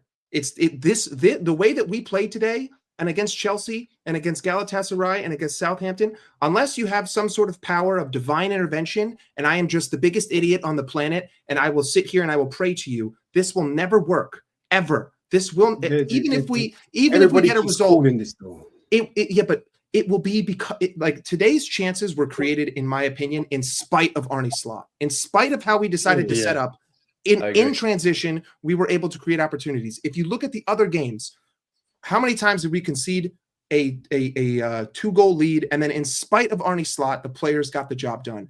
Everything I've seen this season from now has been in spite of him. There's nothing where I'm looking and I'm saying that's Arne Slot, like that's his doing. That him right there, like this is him coaching this into this side. Because I mean, when you break it down and you look at all of our goals, 9 times out of 10, it's an individual moment. Like that's not on the manager, that's on the player, and we have that kind of quality. The issue is that the way we play invites all of this danger. Like that's the thing that just like no one wants to talk about. No one wants to talk about the fact that the way we play in possession is what allows one pass is all it takes. Like we do it to ourselves. We invite this upon ourselves, and we're not even clinical with it. Like if we were clinical, I would say yes, Jerry. But that's the biggest problem. But for me, that's the biggest problem, because like even Klopp's football, right? People talking about they want Jurgen Klopp, but Yeah. like it's risky, right? It was risky because there were so many times we'd go to do the first press, the strikers wouldn't win it, the midfielders wouldn't win it, and then they're running 1v1 against Virgil van Dijk, i.e. Spurs against or you had Alisson as the giant brick wall against Sissoko. So that can still happen. But the problem is that we are trying to play possession football with players that clearly cannot go and do it, or we're not the players that can do it aren't starting on the pitch. So guess what? If you want to play possession football and you want your forward to be dropping in, unfortunately, that is not Isak's game. Isak's game, he was playing for a Newcastle team where there's space in behind. There was a lot of transition. There's a lot of passing. And yes, he can beat a man. He can do all of that. But back to goal play isn't great. Ekitike already from when he came on already was doing flicks around the corner into the forward. You need to go and play him. You want to go and play possession style football? Well, guess what? It means Salah can't play on the pitch because he can't control the ball to save his life. It's coming off his shins every single time. Guess what? If you want to go and play Gakpo, then you have to ensure that the rest of them are all facilitating Gakpo, because Gakpo right now in his mind, and this is what people wanted last season, is they wanted a forward that, you know what, he's going to just take the shot. He's not going to go and just try and find Salah every time. He's not going to do it. Well, guess what? He's doing that this season, and he's getting his due rewards. He could have scored 4 goals today. So guess what? He is trying to be that guy. But ultimately, when you've got him trying to be that guy, you've got the forward trying to be that guy, you've got Salah trying to be that guy, and then you want to put Wirtz in there who's also trying to be that guy. Someone is going to end up being the side man of that whole thing. Someone's going to have to just sit back and be like, you know what? You guys do your thing. I'm just going to sit off and I'm going to facilitate everyone else. Because when last season we had players that were doing that, whether it was Diaz, whether it was Gakpo, whether it's been Gini Wijnaldum before, it was Henderson before that, we've always complained. We've always complained and said, oh, you know what? But these basic guys, they're not doing. You can't have a team with a bunch of superstars and expect all of them to play at a high level, because they're not all going to go and get those touches. That's why Ekitike has to play, because what Ekitike does is, although he's got the arrogance of, I'm going to go and try and score, he's going to go and drop in and flick it around the corner, because he's also thinking about the assist. He's also going to come outside the box and try and cross the ball, right? But Isak is just going to stay inside the box, because guess what? He wants to get his goals. If you want to go and play through Wirtz, guess what? Wirtz is going to have to go and it's going to have to be the main guy, and you're going to have to be at every opportunity when he's in that half space. We give him the ball, and he might lose it 20 times, but we're going to keep giving him all, because guess what? We've done the same thing with Salah last season, and Salah had an outstanding season, but there was plenty of times where he lost the ball. You have to go and pick your poison. But right we now, have to look towards a new future, innit? At this moment of time, it's the players. We have so many different players. Look, if worst case scenario, and this is like obviously a hypothetical realm. Liverpool lose every single game now from now to the end of the season, right? If that's what we decided to go and do, I don't think that's going to happen. Of course not. But if that was to happen, you play the damn players that are going to be the future. Forget playing Salah. Forget playing those players, because guess what? In a season or two, he's not going to be here. But we're still going to be think he's here next year. On Frimpong, still going to be relying on Wirtz, still going to be relying on all these players that, guess what, are the future of the club. So get them embedded now. If this isn't going to go all over the place, just play them. Let me just sign off quickly. I'm going to sign off. Let me just say this, yeah. Obviously, everybody keeps calling for Slot's head. Like, this is not how the club runs. So we're going to see Slot here next year. Whether you like it or not, the club are going to give him his time, because they're going to. I disagree. If he's 15 points behind, if he's 15 points behind in December, he's out. FSG expending this. They just spent half £1 billion. No. But it has to be double digits, and it has to be in December. If he's behind by more than, it has to be like way off where we're like. There's you don't think the club will give him any leeway and say, look, especially if he does potentially well in the Champions League as well, when they say, all right, you bring us home. This football doesn't get us in top 4. Yeah, he's going backwards. They will not risk that. He's going to risk that. Yeah, like I would agree with you if we were actually playing something that we could all like point to and say that's slot ball, and if we were just getting unlucky. Like if we were just getting unlucky and it was like we're just not clinical, and it was like the back half of the Jurgen Klopp's final season, and it's like we're creating 30 chances a game and scoring no goals, I'd say, you know what, fair. But it's not. It's the opposite. It's getting worse every game. Do you know what as well? A big thing as well, Josh, to the reason why. FSG's best decision they ever made was employing Jurgen Klopp, right? Doubters to believers, created Anfield again, built from there. Yeah. Slot's taken us the way. Did you hear Anfield today? Quiet as anything. Yeah. Oh my God! Don't get me started. I've been to most home games this season, right? I can tell you for now, Nothing's changed from last season. We are bored out of our schools. It ain't until the last minute that we took the kitchen sink of it and think, okay, excitement. We don't like this football. You guys don't like watching it, and the fans inside Anfield don't like watching it. But that's the thing, is that this is what I don't understand. If you're going to play this possession-based football, right, you can only enjoy it when you are peppering teams the way Pep Guardiola teams have done it before, where you're like, we are dominant. Because guess what? If you are going and passing the ball side to side, unless you're a football purist that just enjoys the, oh my God, look how they've moved this player around, 99% of fans don't look at football like that. So now when you're trying to rely on the fans, which we have done in so many games and have done last season and have done for so many years, even under Klopp, right? You have to go and engage the fans. The only way you engage the fans is by going and playing a football that is quicker. Now, I don't think that's necessarily conducive to going and winning the league. I think it has to be patient, but you have to be able to go and have the players to go and do it. Now, let's go all the way back to last season, right? We didn't sign anyone, but the one player we wanted was who? Mr. Zubimendi in midfield, right? That's the profile that the manager looked at the team and said, for me, the way I want to play, I need to have that midfielder in there. Now, we didn't go and get him, but what have we done since then? What have we done since then? We have not gone to get a profile that's similar to that. So it begs the question now. Do you not think he used McAllister like that last year, though? And he hasn't used McAllister like that this year. Because McAllister doesn't control games. McAllister doesn't go. He did control games last year. I'm telling you now, go and watch the Thiago performance against Man United, ironically, right? Because they've been showing that recently. Look at how Thiago controlled that game with regards to the weight of pass, when he passed forward, when he kept it short. Go back to what Jabi Alonso. Go back and watch. McAllister is not in that class. What he tried to use McAllister like that last year, beginning of last year, Josh, where he's completely gone away from that. What I'm saying is, but McAllister, he might have tried to. I'm not going to debate that because I don't know what's in his head. But I've never looked at McAllister and thought, right, he's controlling that midfield. You know, everything. He's getting the. He was never that midfielder.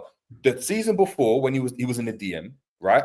Now he was playing as a forward and he was playing on the left-hand side. And one thing that he gave you, he was very tenacious. He'd get you a goal every now and then from distance, and he'd give you a 7 out of 10 on all bases. But I don't look at him and think he needs to play because he's dictating the game. The same way you look at Carrick when he done that at United, the same way we looked at Jabi Alonso, the same way you look at flipping whoever, Rodri. He's not in that mode. He doesn't do that. Jerry, like, I think what you are saying is technically factually correct, but especially with McAllister, I saw these same problems last season. Like after every game, I remember I'd call into Enz's channel and I'd be saying something like the 4-2-4 is just not working. We're so spread apart. Like, I'm seeing the same things that I saw that we struggled with last year. It's just that teams have actually decided to say, you know what? Like you said, I can be a little bit braver because the few chances that they get, they haven't been clinical in. But I know that they're not even going to get that many because you're trying to build up with 2 against 4, or you're trying to build up with 2, even against 3. You're outnumbering me. And I just think that it's like when we're going to look at Mo and we're going to say. But this is the point. When you're talking about the build up, right? Ignore all of that. Because in theory, right, if you've got, and it goes back to me, if you've got 5 in behind, United had a 2 in midfield, right? They have a 2 in midfield. They played 5. They got the 2, the wing backs, and then they've got the little 3. Towards the end, it was like a 5. It was like a 2. It always starts with a 2. They had Casemiro and they had Bruno Fernandes in that bit, in the right? double, So if Liverpool have decided we are going to play 5 in between the gaps, right? All it is a case of is what we are trying to do is pin their wing backs as far back as possible because they're going to have to, because our wing backs are getting forward, i.e. Kirkes and Bradley today overlapped more than they have done this season, right? I think Kirkes was actually overlapping today. He wasn't just inverting. So he was really, really wide. That pushes their back line into a flat back 5 where their 2 midfielders now have to go, where the pass is going, because you've got one moving left, one moving right. There was a couple of times Soboslai's pretending to run in behind, then he's showing into feet, and they're trying to draw them out. Now, the problem isn't whether you build up with a 3 or 2 or whatever. It's whether those players have the ability to find the passes in between the gaps. But Jerry, my only challenging statement there is I 100% agree on paper, but when you look at it in practice, the issue that I have with like pointing out to Mo or pointing out to Cody or pointing out to really any individual right now is that even when they are able to do that, and the ball carrier gets themselves into the right position, the problem is that no one else is in the area that they should be. So the player, while yes, he isn't making the right play, he doesn't have a play to make. There is no one to get the ball to. But that's the problem. This is what I'm talking about. If you were to go and look at the teams that play with possession, right? It's not about volume of chances. It's not about it's about options. It's about passes. It's about breaking it down. Options. It's about patience. It's about the idea that Salah's going to get it. He's going to do this. And you see Saka doing it all the time. And people talk about Arsenal being boring. He pretends to cut inside. Grealish done it. Pretends to cut inside, goes back into the midfielder. It then goes out the other side. He does the same thing. And all you're doing is you are waiting and pushing that line back. So now when you're in front of their goal, it's you wrap it in. We don't do that. Around the corner and we score. We started to do that towards the end of the game. But if your players, if the Gravenberches and your Van Dijks and your Konates, and by the way, Konate was actually better at that than Van Dijk today, right? Konate's amazing. Konate's amazing. I love him. Into the midfielders. If they have not got the ability to play through the lines, right, and they keep going left and right and left and right, that's when it becomes a problem. That's when it becomes a problem. Because ultimately what happens is if Konate gives it into the midfielder, so there was a play where the ball went into, I think it was McAllister. McAllister set it into Szoboszlai. Szoboszlai gives it to Salah. Salah has to keep it. Salah has to keep it. But if Salah loses the ball, where are your midfielders now? Yeah, no, 100%. They're all completely out of position. And you get sliced. One pass. Yeah. That's the difference. When you when it goes out to Gakpo and Kirkes makes the overlapping run and he doesn't use him, but he loses the ball or he crosses it and it gets intercepted or he plays a square ball. Where is Kirkes now? Kirkes just made the overlapping run. He's the furthest man up the pitch. So now we're caught in transition. So it goes back to my point. If possession football is fine, but you have the ability and everyone has to be on the same wavelength. We have to get out of that mindset of he's holding on to the ball too long. It's too this, because that's what football's going. That's how Slot wants to go. 100%. Away from it, that's fine. But then you have to go and really, to your point, Gravenberch, you're sitting in front and you're not moving. Two midfielders, you are sitting in front and you're not moving. You're just sweeping up. We're going to have a fullbacks bombing forward and it's volume. And your responsibility as a midfield is to win the second balls and just give it back to the forward players in the positions that they're playing. If you're playing the position style football, you need to have the players to be able to do it. So when I look at the team and I'm like, McAllister's on the pitch, he's been crap. Salah's on the pitch, he's been crap. Isak's on the pitch. Let's be honest. I know we're giving him a blight, but he's been rubbish, right? Since he's been at Liverpool. If it just stopped now, we'd look at him and be like, oh my God, what a flop. Not saying he's going to flop, but right now it's rubbish. You play the players that are the best in possession. Why? Because not only would they be able to understand what Slot is trying to ask them to do, they can think off the cuff. Hence why when Ekitike and Wirtz and Gakpo and Jones came onto the pitch, straight away the possession looked better and people allude to it being the patterns were there. It wasn't any patterns. It was the fact that Jones gets it, beats a man, and he's like, I'm flicking it. Ekitike sets it back to him. There's a wavelength because they're all thinking on the same page, right? You go and look at Arsenal's goal when they scored against Norwich. That's not a pattern of play. That's plays on the same wavelength that are thinking instinctively in that moment for Giroud or for Wilshere to score that goal. That's not planned by the manager, right? But Liverpool right now are only relying on that. So if that's the only way you're going to create a chance, you have to play the players that are going to play like that. Otherwise, you have to create a system that's conducive to get the best out of the players that you're playing on the pitch. So guess what? If Salah's on the pitch, he's going to give the ball away. You've got to keep finding him though, because you've got to do what that happened last season. But it means you're going to have to cover. I don't want to see you in the last line. You're going to be sitting back and you're going to be doing the Henderson role where you sweep up and give it back again. And to Cav's point, it's a small tweak. The first phase is there, but it's like he's got an idea, but he's asking. It's like I know he didn't do it. This I'm getting mad. Why has Kirk been inverting this season? Why is Bradley inverting? They're clearly better on the overlap, isn't it? Clearly better. Just let them run, bro. Let them run and play the 1-2s. What Kirk is not great defensively. He's not like. Just get him running. Just get him running because at least guess what? He's going to drag some players away. And then he's when he had that overlap, it seemed like he had a bit more space. But Jerry, to me, at least my own personal belief is that even if you do play with patience, you still need to have options. Like, even if you want Mo to be patient, I remember there was one moment, I think it might have been halfway through the second half, where Mohamed Salah got the ball on the right-hand side of the pitch. No matter how patient Mo wants to be, there's 4 players in between him and the rest of the team. It's Mo by himself, Connor Bradley behind him, and the 4 red shirts, 40 yards, all in the middle of the box with 4 white shirts around them. Even if you want to be patient, there needs to be some sort of structure. I think, to me, Atletico Madrid is the perfect game. And I don't want to hear any of this like, oh, that's Champions League versus Premier League. Structure is structure. It's the perfect game to look at and say, or even Everton first half, look at how patient we were being and look at all of the options that everyone had. At any given moment, there were 2 red shirts within 15 yards of the ball.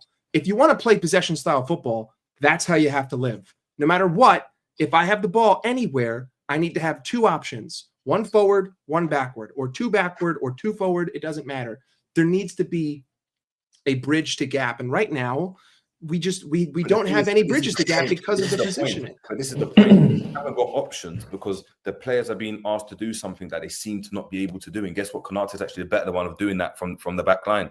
Gravenberch runs with the ball and drives, but he doesn't play between the lines. Konate is the only one that actually tries to go and do it. Virgil van Dijk doesn't. He just goes left, right, and then looks for the switch. He doesn't go and play in between the lines. If you want to go and play like that, the gaps are there. I'm looking and Soboslai's, give me the ball. Give me the ball.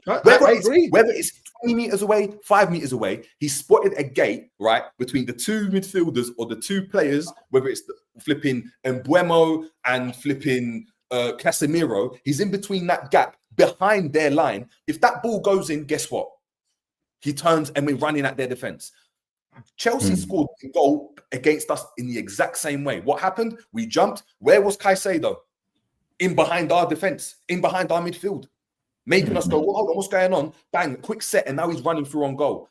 That works, but you need to have the players that can play the pass. Now, if they're not going to be able to go and they haven't got the ability to play the pass or they don't do it enough, that's when we start looking at it and we're like, oh my God, the football's slow. They're doing this. Of course it's slow, because how many forward straight balls has Virgil van Dijk played into the forward that we're trying to create or into the midfielder? Konate did it and we created a chance. But it's actually... Do you know what I think? We spoke about patterns of play, spoke about structure, player roles, right? Just to sort of add another sort of thing with all of this. I think a lot of sort of fans sum it up as like your identity, okay? And they talk about identity of football. What's Liverpool's identity of football? Is it attacking football? Is it defensive football? Is it possession-based? Is it long ball? There is none, right? And do you know what I really feel sorry for the players in this, because they don't know how they're meant to feel about this. So when they played for Jurgen Klopp, right, you knew what the atmosphere was at Liverpool. It's energy, it's pressing, it's high octane, it's make sure you've had your Red Bull because we're going to war. You know as a player, psychologically, what you're in for, what your environment is, how you need to stand up, how you need to act on and off the football pitch. Right? This current Liverpool team, when they're asked to be a possession-based football side, okay, they then need to change their psyche from one that's heavy metal excitement, get up for the game, and full roar behind us. That's not you anymore. It's not the metal guitar, it's piano. It's slow, it's calm, it's okay with receiving the ball at a lesser pace. It's okay with knocking it and not making things happen. Because you can play that level of football, but you've got to be tuned into it. You've got to be okay with it. You've got to be on the rhythm of it, right? And this is where we're going to struggle so much, because the truth of the matter is Liverpool historically and Anfield historically is high octane. It's emotion. It's fucking the cops sucking the ball into the box. It's got to be attacking-based football. So you are literally not trying to change the player's psyche, change the tactics, change the way in which we do things. You're literally taking on what the whole club's been built on for so many years by trying to play this slower possession-based football. I think as Liverpool fans last season, we kidded ourselves in thinking this would work, because the control, which was actually just boring football and players putting their foot over it, right? won us a league title. And then we thought, oh, cool, we're a bit more like Man City now. And Man City have won so much recently that that's the way to go. It ain't. We're Liverpool. Jurgen Klopp fitted to us like a hand in glove because he was high octane, he was energy, he was charisma. That's what we are. So for me personally, I really hope that Slot would, and I said it when he first came in, and we talked about it no end. He was a fresh pair of eyes. He was going to simplify some things, and we had the energy in the squad through the players we had, and it would work. But we've kind of lost that now. We've gone too far with it. I think, to be honest with you, if he wants to play this possession-based football, this slower football, this controlled football, pass and move, and it's not particularly amazing in the press, it's not pressing with numbers, it's sitting off, regain, all of that kind of thing, you might as well come out to the players and as fans and say, this is what it is, guys. This is my identity. This is going to be the team's identity. And so at least the players then can walk off the pitch feeling like, I weren't good today, but I did what the coach asked me. So I can't beat myself up too much. Whereas I think they're walking off the pitch going, I don't know if I know I didn't have a particularly effective game, but I don't know if I had a good or bad game in the manager's eyes, because I don't know what he's asking of me. And I don't know if I'm fitting into the rhythm that he's asking the team to play. So I think it's just all a mess. And we are literally running into an identity crisis. I would sooner just the gaffer come out and tell us, what is it? What like, for me, the silence from the players is an alarming, because if I know Virgil's come out and said a few things, but usually Salah's quite vocal. If Salah had come out and said, do you know what, go through a tough time, we're working on things, we know what we need to do, we're going to get back there kind of thing. They're not saying anything because I don't think they know what to say, because I don't think they know what they're meant to be doing. And I think we're really running into an identity crisis here. I'd rather just rip off the Band-Aid and go, do you know what? We've got the best defender in the world.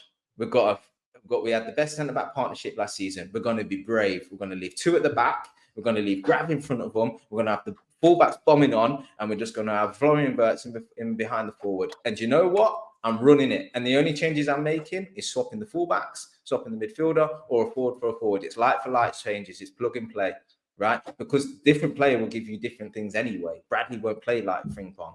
You know, Kirkes won't play like Robbo. Ekitike won't play like Isak, although very similar, right? But don't change the formation. Don't change the structure. Don't change what you're telling these players. Find some consistency in what you're asking them to do, and eventually they'll tune in. And you know what? For me, it needs to be that attacking way, because Liverpool haven't got to get 90 points this season to win the league.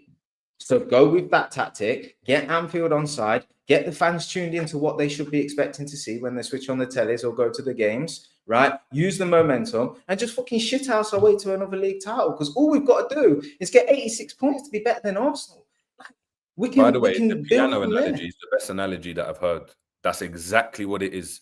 I mean, you can dance to any type of music, but if you ain't got rhythm, if you got two left feet, it's always going to.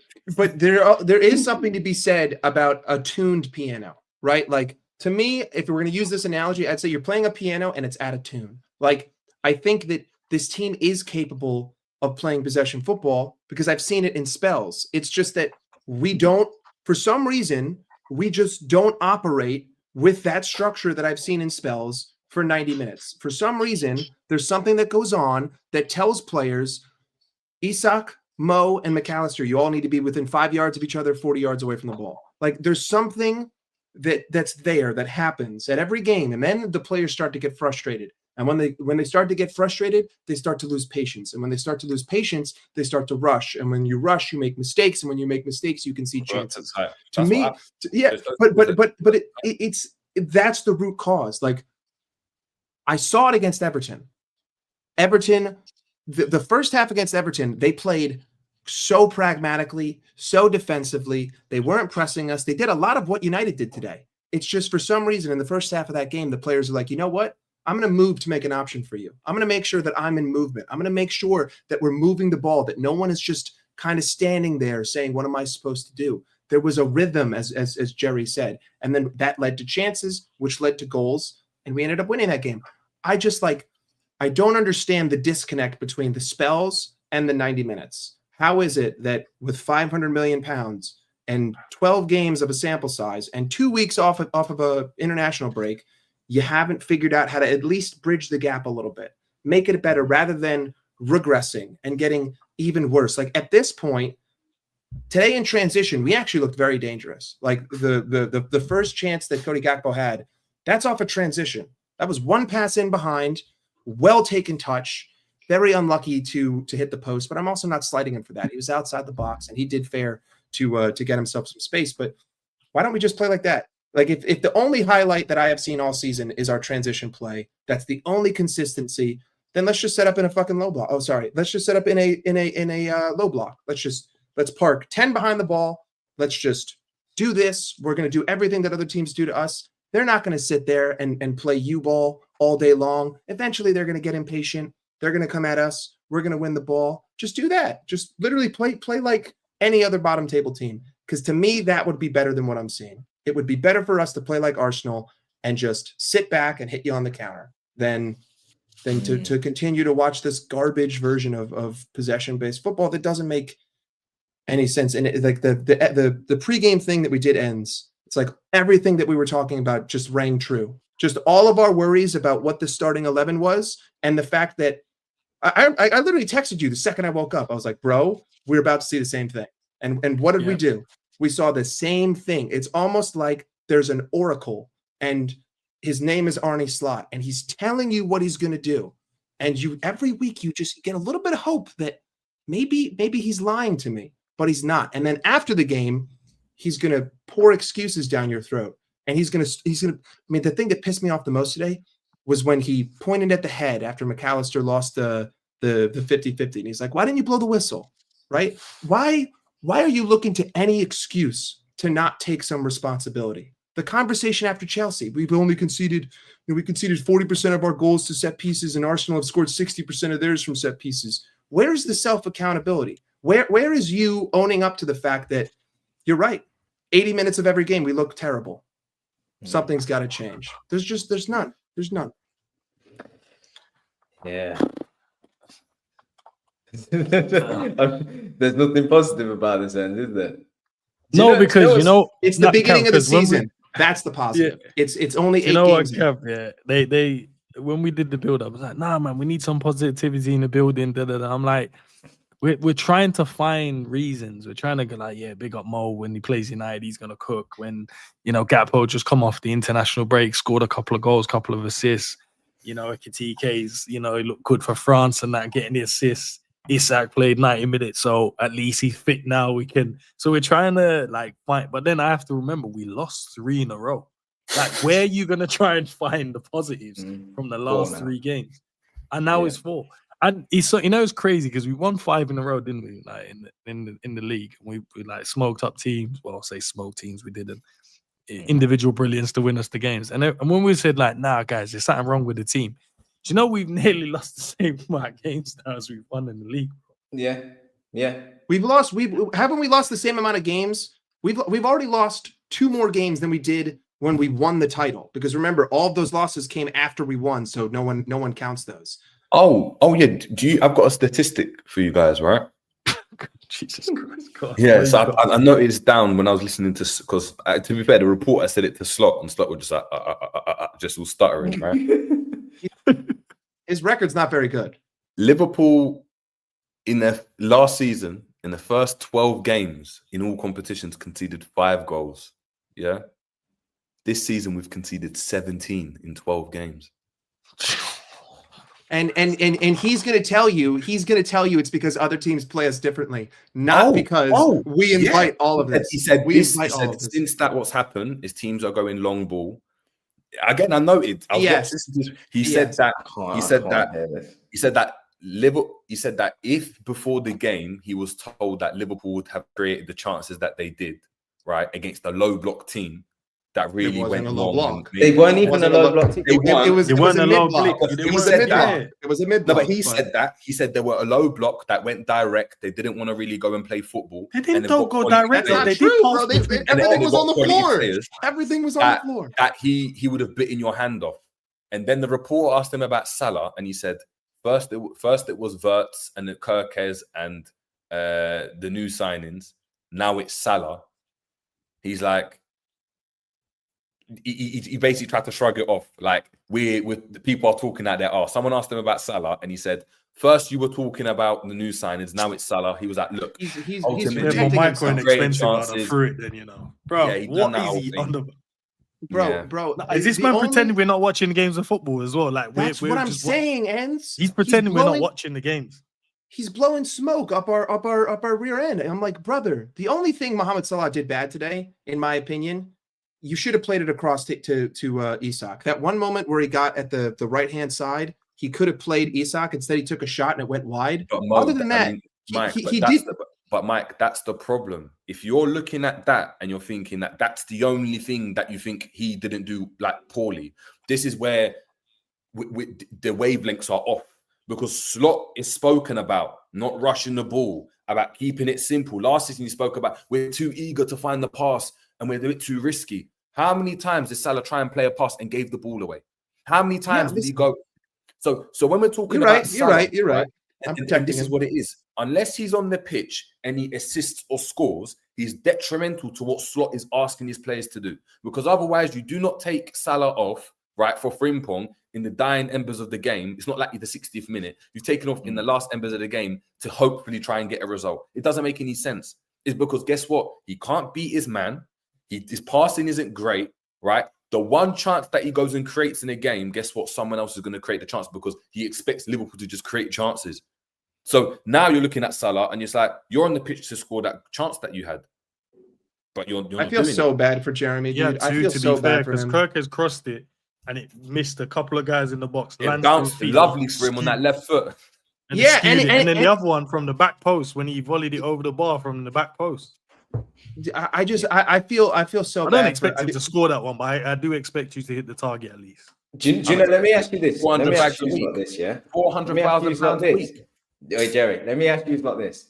Do you think Liverpool's fighting? Do you think Salah's fighting for his Liverpool shirt right now? No. Fighting for Okay. He's Okay. He's All right. coasting, dude. So here's the thing, right? Here's the thing. I don't care how much of a legend you are. I don't care how many years you've been at this club. If you ain't fighting for that shirt, you can go. And I'm sorry. I can't understand, right? Because we've got a little bit of success as Liverpool fans, right? And we put ourselves on that perch, we now get to bend our standards. No. You play for Liverpool Football Club. You put on that shirt.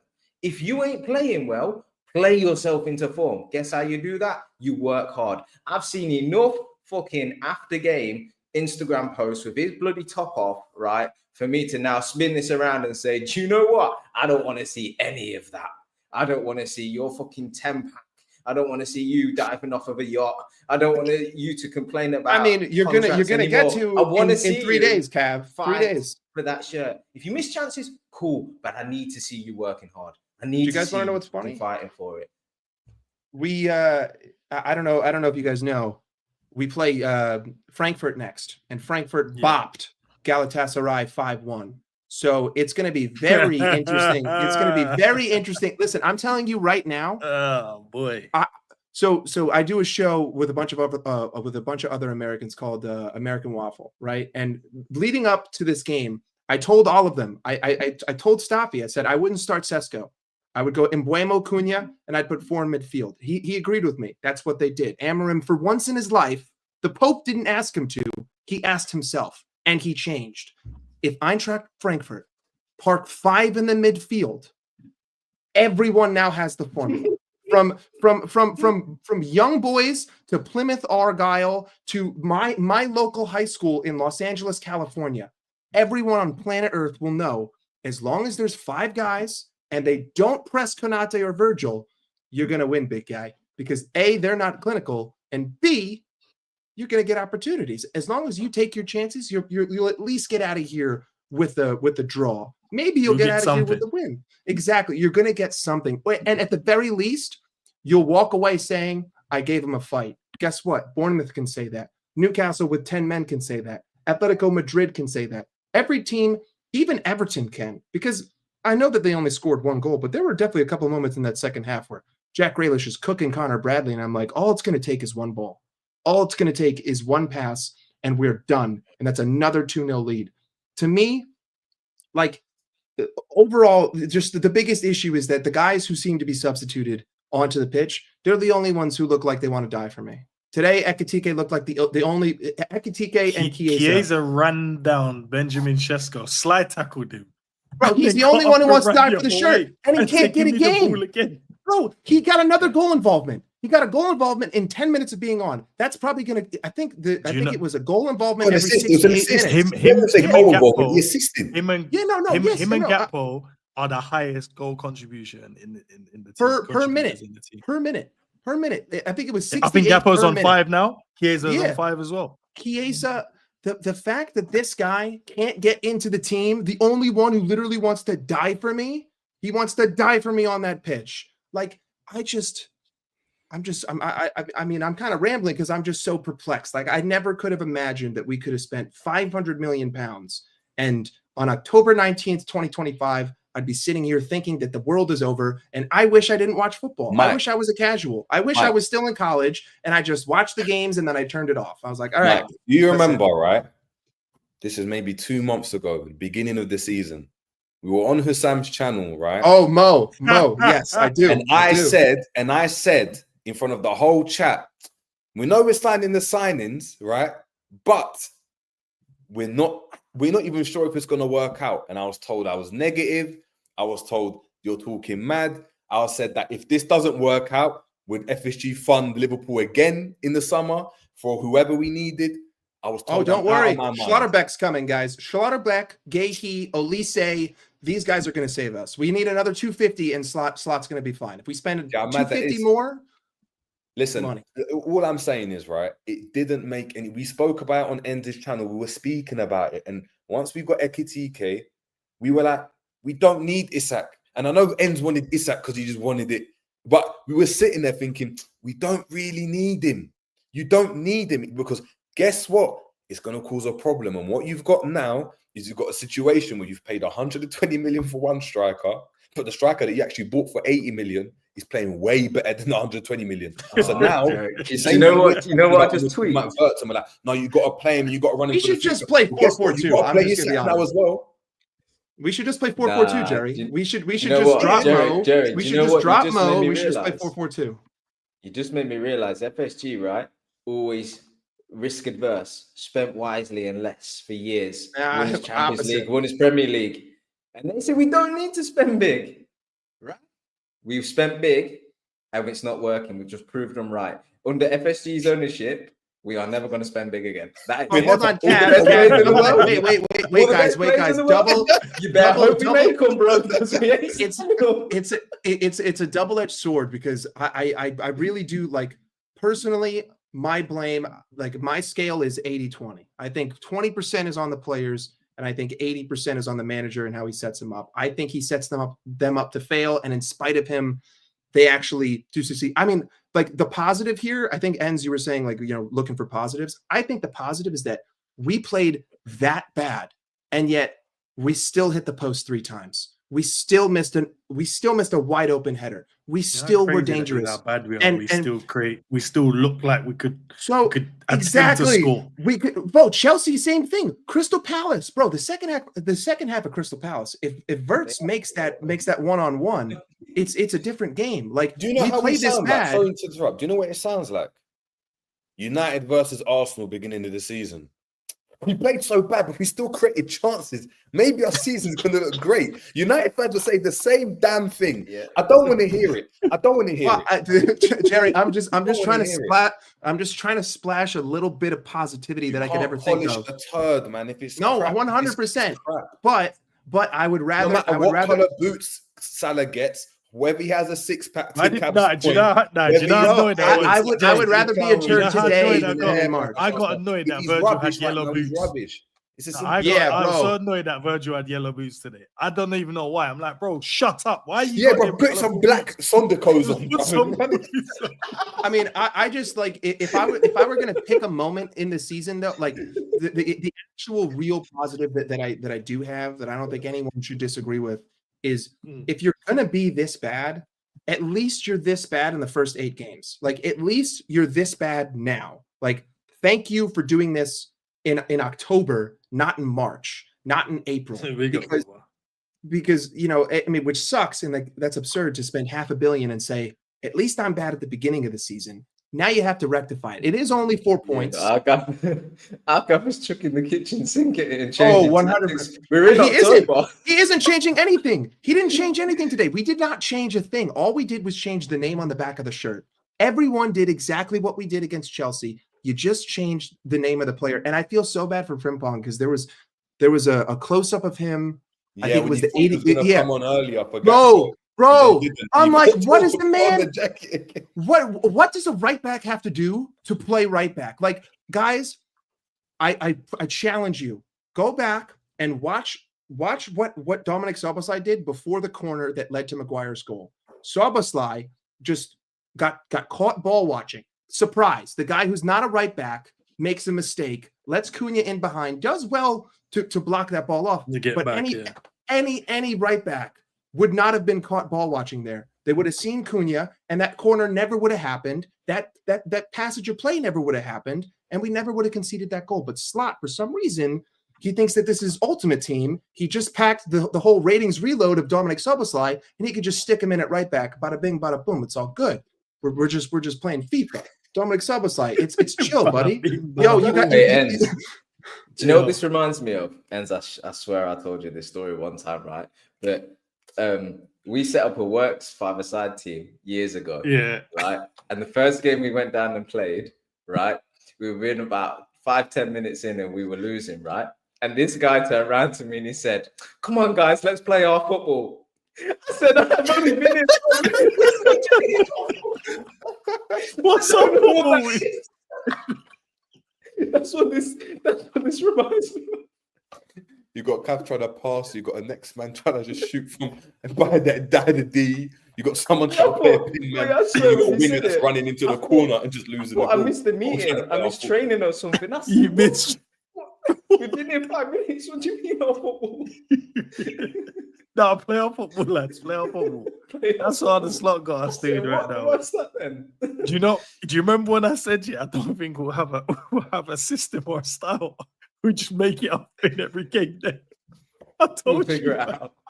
Don't worry about that, lads. We'll figure it out as we go. Every game day we'll just have a different style, bro. Do you know what's the darkest thing about it? Yeah. Yeah. There's two things, right? The first thing is that Carragher said this the first game of the season. The Slot tried to bat an eyelid at it. Like, how dare you try to talk to me about that? What? Shut up. Now, Carragher is still stupid though. I don't like his analysis. No, I think his analysis is top. And the second thing is, right? You know, in the studio when I was watching, and after Slot spoke, them man in the thing, they're like, and this is including Keane, they're looking and they're like, yeah, you're looking at it, and the signings is just not like, yeah, they've got Bradley and Kirkes and Frimpong and this person, and we criticized Trent for defending, but maybe Trent wasn't that bad.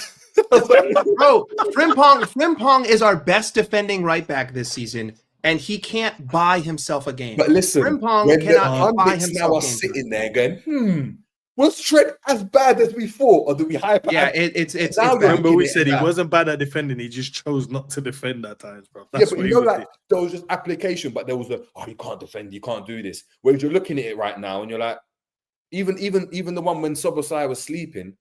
I've seen Trent do that a million times. Yeah, I've never seen Trent do the little Kirkes spinneroonie thing when you try to clear out Amad Diallo and Amad just flicked it over his foot. Yep, Kirkes is on the floor. Like that, just out of the game. Like this is. I'm not like what I'm watching right now. It's like we've gone back. It's like we've gone back in time. Are we at the point now, guys? We can't. Slot said, and I don't agree because I don't think everyone's playing a low block, right? But Slot said we can't. In so many words, we did well because we did this against a low block. We did this against a low block, low block. Pop out. Trent was quite good against low blocks, though. Are we at the point where we? I'm not doing this. I'm not doing this. I'm not doing this. I'm not doing this, Jerry. I'm not doing this. You wanted Bradley. No, this is what you get. Listen. I am Trent's biggest hater. Okay, I'll happily take that crown. I'm not doing revisionism. I'm not going to sit here and say, I don't think that Trent would make any difference because all Trent would do is provide a diagonal for Cody Gakpo to do the same exact thing that he has been doing. Cody Gakpo would just get the ball and he'd be like, okay, I have to beat this man, and I don't have anyone to pass it to. Or like, to me, or he'd go and just put his sack through on goal. Maybe. The same way Konate did it today. Konate did it today, and he missed. Konate did it today. Instead of saying he'll break down the low block, or is Trent the reason why Salah's been good at Liverpool, bro? Hey, I will hear that, and I will hear that. That's one argument that I'm willing to hear. That's one argument I'm willing to hear. Don't Someone click that up and send that to Redmond. I need to see that actually has logic behind it because Mo, like Joshua was on here before, and he was talking about the Bilbao game, right? And how Mohamed Salah dropped super deep to help us build up, and so did Cody Gakpo. What I've noticed is that during the Premier League this season, Salah isn't dropping, right? Salah didn't do that last year. But the difference is that he had Trent there who could play him the pass in behind, right? Crazy pass. But now, I mean, listen, you have a right back that isn't a right back that isn't going to look to make that pass. You don't have any sort of consistency in that position. So there is no consistent thought of play. At least when Trent was here, it was consistent. Like Mo knew what Trent was going to do. Every time he got the ball, Trent's first instinct is, where's Mo? Do I have a pass? Now it's, I don't know what Soboslai's right back instinct is. I don't really know what Connor Bradley's is. And I sure as hell don't know what Frimpong's is because he wasn't here and he never plays. So now Mo is like completely lost. He doesn't have that certainty anymore. It isn't just about the guy not being able to deliver. It's about Mo not being able to read what do I do? It goes back to what we were saying and what Cav said originally, right? If the players aren't on the same wavelength, what do you need to do? But you have to play the same guys every week. Listen, if I play the drums, right? Cav plays the guitar, you play the flipping trumpet, and Enz plays the piano, right? I'm playing the trumpet every every week. On the same wavelength, right? What do the orchestra you play until you what do they provide? The note, the flipping musical notes. They provide you the chords and the keys that you have to play at every given point to make sure that when I hit this drum, Enz plays that piano. But we're all reading off the same music, Jerry. We're all reading off the same sheet. Plays the guitar. If I just start drumming to flipping Amapiano beats and Enz is playing flipping Beethoven, right? Yeah. I'm trying to be rock and roll. You need a conductor, and we don't have one. Smooth jazz from some New York dingy, comedy club. Then of course we're going to be all over the place. So why not just have? You know what, Salah? Every time Salah gets the ball, Kirkers, what do you need to do? I need to make sure I provide an overlap. There we go. So every time he gets it, he knows there's an option. And just the simple bits of football. Consistency. You need consistency, yes. If you see it's like dropping Verts or whoever's playing their Soboslai, what do I need you to do? Make a run in behind. Why do you make a run? Because we need the third runner for midfield. Okay, understood. If Virgil van Dijk gets the ball, Gravenberch, where should you be to get the ball? I should be here. Because what happens? I'm going to punch it into McAllister. He sets it back into Gravenberch. Gravenberch, you got space to go and drive through. That's patterns. That is a pattern. It's an instruction about what happens when you go and get the ball. And ultimately, right now, there is none. It's just you got Salah trying to play rock and roll football, but he's looking like Ozzy Osbourne at the end. Do you know what I mean? Like crazy. Do you know what I mean? You've got Virgil van Dijk trying to play the piano now and be all slow and smooth and calm, right? You've got Ekitike that's trying to play R&B, right? And you've got Frimpong that's just, do you know what I mean, doing Afro beats. But Jerry, what do you need in music? Everyone's just doing whatever. What do you need in any sort of music? You need a conductor. And the conductor is either the sheet or it's the man who's literally standing there conducting. And we don't have a conductor. We don't have any sort of, like Arne Slot is not sitting there doing this. Arne Slot is smoking a cigarette. He's drinking some soda. He's chilling. He's yelling at the ref. He's yelling at the audience. He's saying, "Hey, stop texting. Stop having a chat." He's just chilling. Like that is essentially what's happening. Like what I don't understand is that if you were going to die by the sword, why didn't you play your best 11 at least to do it? Like, why didn't you play the best 11 that had played this sword? Doesn't know what it is, bro. What's his best 11? Doesn't know his best 11. That won the league last year, apart from flipping Kirkes and this season, the best midfield trio by far has been Soboslai, Gravenberch, and Wirtz. This season, the best right back by far has been Jeremy Frimpong. This season, the best front three has been Cody Gakpo, Hugo Ekitike, and Mohamed Salah, that's what I would run. Like I think But you can swap. I'm saying Salah shouldn't even be on the bench at this point in time. You should be in the rafters with a never give up shirt. Maybe. Listen, I don't think anyone can argue against that. Right now, there's no defense. I'm playing play Verts. I'm saying play Gakpo right now if he's going to be your guy. You play Verts, you play Jones, you play flipping Stobosai and whoever. It doesn't matter where they go. I need to see my Italian. I need to see my. If I'm going to lose, I better lose with the Italian national anthem on in the background. Worst thing about it is, Chiesa's not like, he's doing well, but Chiesa's like, he's crap as well. Like he's not. I know he isn't. That's the worst thing about it. I know he's not that great. He's crap. He's not that great. Do you know how mad that is? That's he like was when, also offside against Southampton. They're like, yeah, let's just play Snodgrass, and you're like, well, you've got Ben Rama on the. Nah, but Ben Rama's. Yeah, just play Snodgrass. You know he's going to do a job. He's going to. We're talking about it. Ends. You sat there and told me my winger eyes. He's done a challenge. I don't care about that. I hear it. But I'd rather him be doing something, bro, than man just standing there between the lines just waiting. Bro, you play who's hot. You play I who's swear hot. to God today, I swear to God, Konate picked up the ball and he's looking and he's going like, okay, who's... And then I saw someone, I promise you, he was standing there, yeah, and he goes, nah, pass it to him. What? I'm like, bro, but you're just standing there, move so you can give... He was like, nah, pass it to him. I saw that. There was ends. There was another moment. So like, I did a stream after the game, and I brought up the screenshots. There was another moment where Konate has the ball. It looked like the same that we had the whole time, right?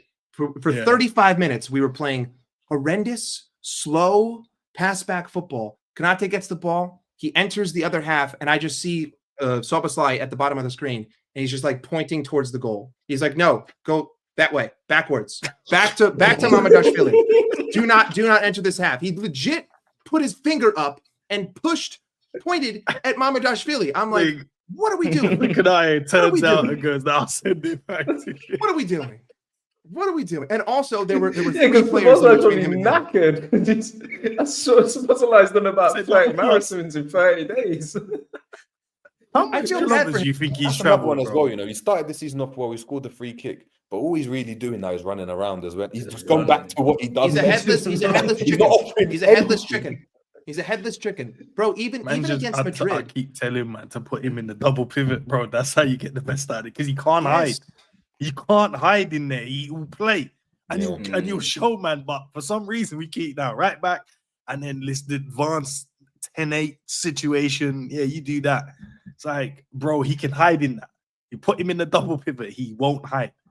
And he won't let no man breathe in there and live, bro, because he'll run down everyone.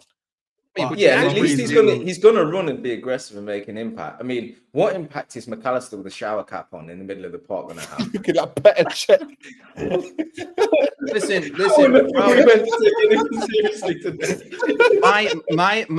my challenge would be, what impact is any midfielder gonna have when you don't play a midfield? Like when you decide to vacate the entire middle of the park and basically just like this is our formation. It's just one line here and one line here and a black hole. Yeah, I also like, was his head bleeding? Like why he had that? Yeah, because Virgil elbowed him in the back of his head. Yeah, it was on the player. What I don't get, he got elbowed in the head. He was rolling around on the ground, for him to just stay on the pitch. Get up. Like, honestly, if it was that bad, you just come off the pitch. You know what? That would have been better for us. Just play Jones. Just play Jones. He had a concussion. I still, to this day, I'm sure you guys too, I still see that image of Nat Phillips and Reece Williams bloodied up on my timeline. With their arm around each other. Like that's where we were. They just went to war, where we were. That's where we are now. That's where we are now. We are worse than that team. I was like, because I just saw something black and I was like, all right, they must be wrapping a little bandage around it. And then I see him just fasting at something. I'm like, what is this? He looks like he's about to start swimming. Do you guys think? Do you guys think that we have obviously? Listen, I thought that this game was the most important game of the season. I've been proven that I don't think we're going to win anything. Do you think that we're going to see any difference on Wednesday? Do you think that, or is Arne Slot simply going to say, "Hey guys, Run it back one more time. This time is going to be the time. This time it's going to work. Just trust me. You will I see a don't little know bit of the difference because difference. Verts will start, Jones will start. So you're gonna see Do a you little think different. it's Jones, Gravenberts? Who do you think is going to play right back? Probably will Needs to be just be Frimpong. Frimpong. Yeah. And then Kirkez left or Robbo? I don't know, because I think Robert should be playing every single game. Like, I don't know why this guy is playing. Like it just doesn't. Yeah, he's one of our leaders. Like, you think about players that are going to sort this mess out. You need instructors on the pitch, right? And Robertson, he's got his limitations now. Of course he has, but he's a communicator. He'll at least grab people by the scruff of the neck. I think so. What was I?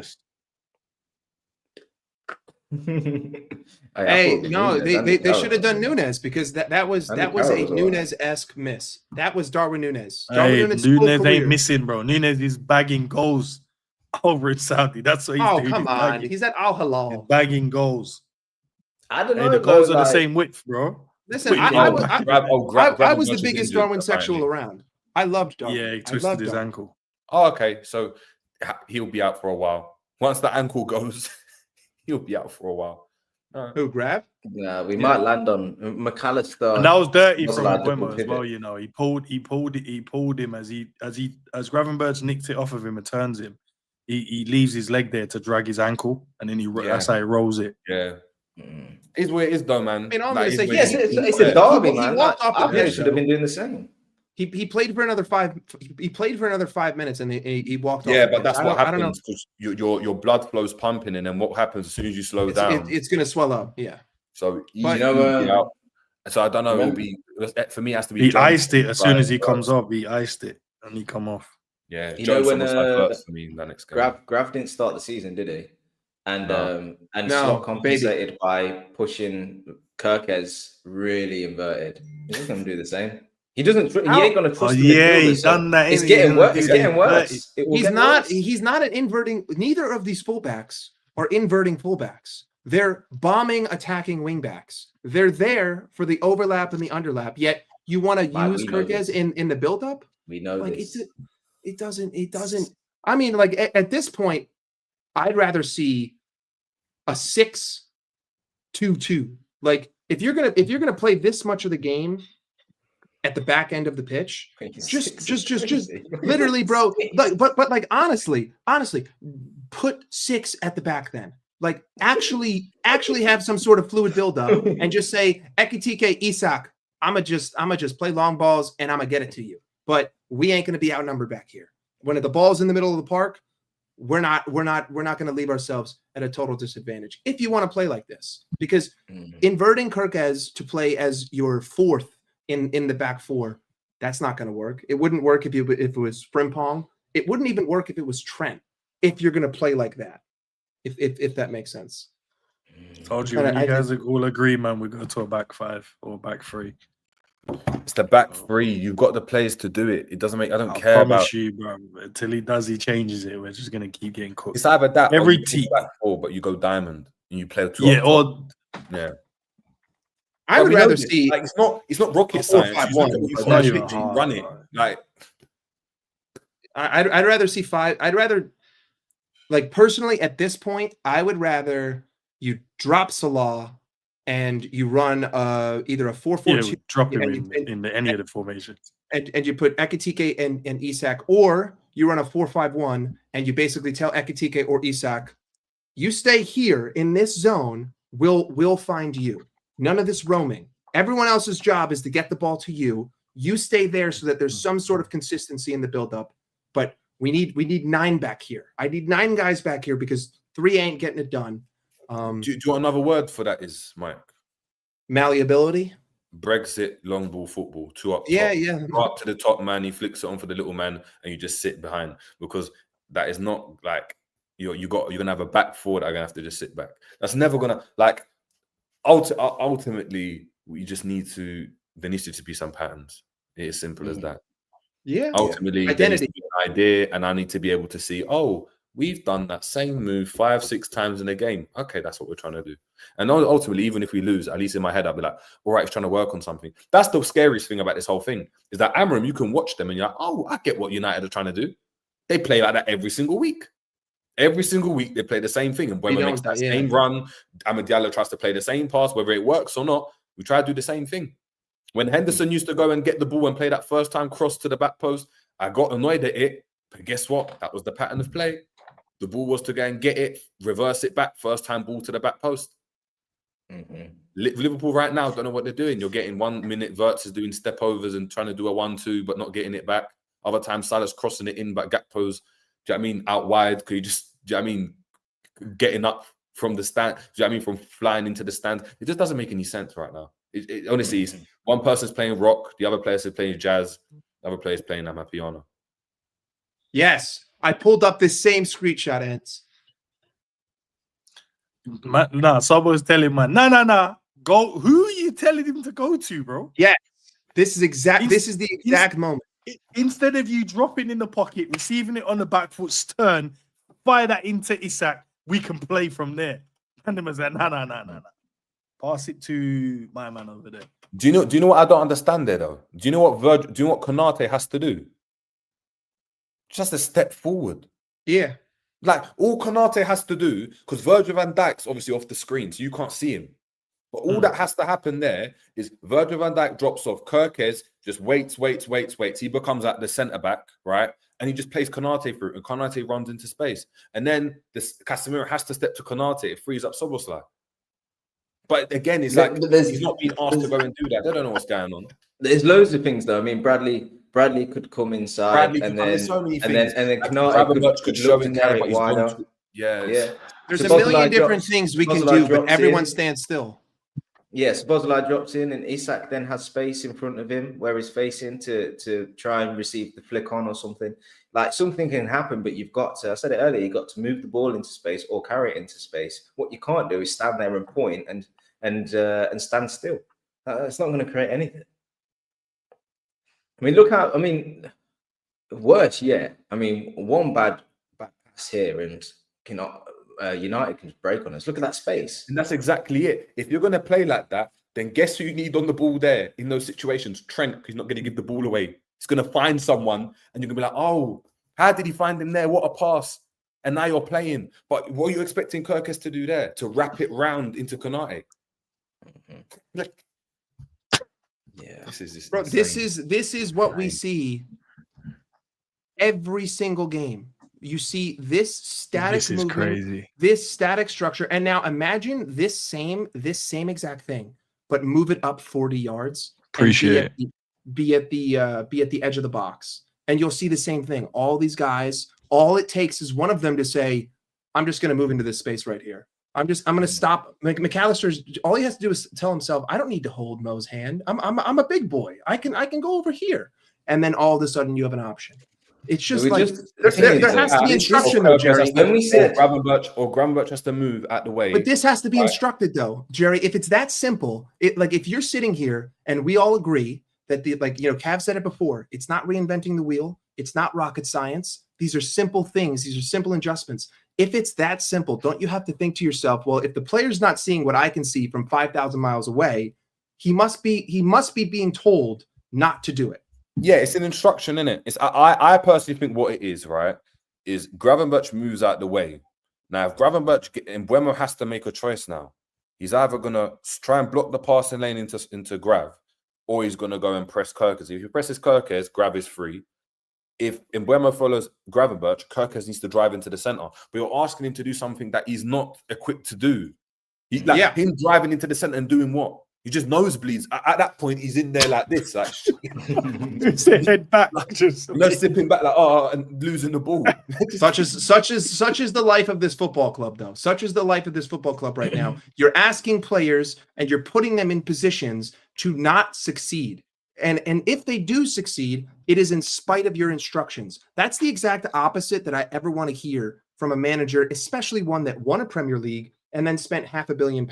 I never want to utter the words, "We just scored in spite of the way that we were playing," which is how I felt about all of our chances. Like, these are such simple things that there's no other logical explanation that someone who gets paid £150,000 a week doesn't do the obvious thing that a child that either of you would coach would do. Doesn't do something that a 6-year-old who's been playing the game for a year wouldn't think.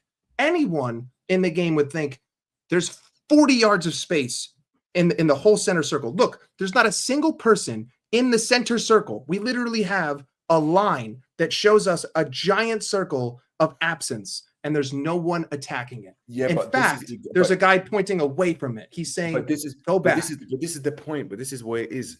It goes back to the point. Beginning of last season, we went to go and get what player? Zubimendi. We didn't end up getting. What is his role as a midfielder? He just sits in there and passes left, right, centre back. That's all we did. Yeah, we opted not to do that, and we kept Gravenberch. But Gravenberch's performances weren't because he just sat in there and done a Busquets role. It's because he was dropping the shoulder and carrying the ball forwards and attacking that way. So guess what? He has to make that movement because he's not comfortable enough to just stand there and just keep it ticking and moving and stay in the same spot and make it look like you can't. He's not Carrick. He's not that type of player. Are you saying we need to spend another 100 million on Adam Wharton? Hey, no. Do you know who could have done that job? Tyler Morton. Hey, big shout out. Tyler Morton could have done that job. I promise, bro. We had the tools. We just chose not to use them. Do you know who else can actually do that and is comfortable getting it in there and stuff? Although you'd have to just work on it. Is Curtis Jones. Curtis Jones as well.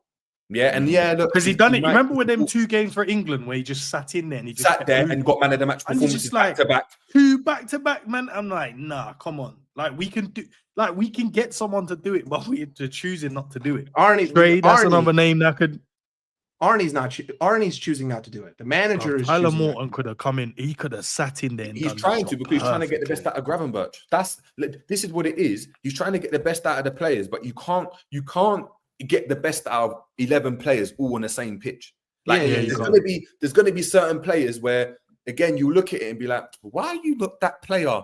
Like we used to do this with Gini Wijnaldum. Why is Gini Wijnaldum so good for Netherlands, scoring goals, getting assists, doing this, step over? But for Liverpool, for us, he's just chilling because he's got that understanding. This is against Barcelona. Yeah, exactly. But I'm just going to go and do this. I'm just going to sit in and do my job. I'm just going to sit in and do my job because the team needs me to go and do it. So someone in that team is going to have to go and be sacrificed, whether that's Szoboszlai, whether that's Gravenberch, whether that's Salah, whether that's Verts. Someone in the team is going to have to take a back. Can't be none of the new boys though. The new boys, they has to be someone that's the old guard. It's got to be Mo. Listen, you guys can't I'm be telling you right now, Mo cannot start anymore. Like United, I only gave him a pass because he scores so much against them. But I called for it against Chelsea. I said Mo shouldn't play. Mo did. Now, no, can't happen. Wiping your hands with him. I hear it. No, but I'm only saying that because I said that 3 weeks ago. I said before Chelsea, I don't want to see him on the pitch. Makes my match reaction easier, bro. When I do mine, I was angry. I say some stuff, boy. I'll just refer to Mike. Say, guys, I'm not the only one. Jerry, Cav. Mike thinks the same. Listen, I went on Hussam's show, what was it, 5 weeks ago? And they were calling me negative, and there was a whole hour-long segment of it, of them basically just trying every time I go on there, they call negative. Gaslight me. And then 48 hours later, it's like an apology. It's like, again, no disrespect to I'm still waiting for mine, bro, because when we said this from pre-season and we told man about it, they said no. But hold on, Enz.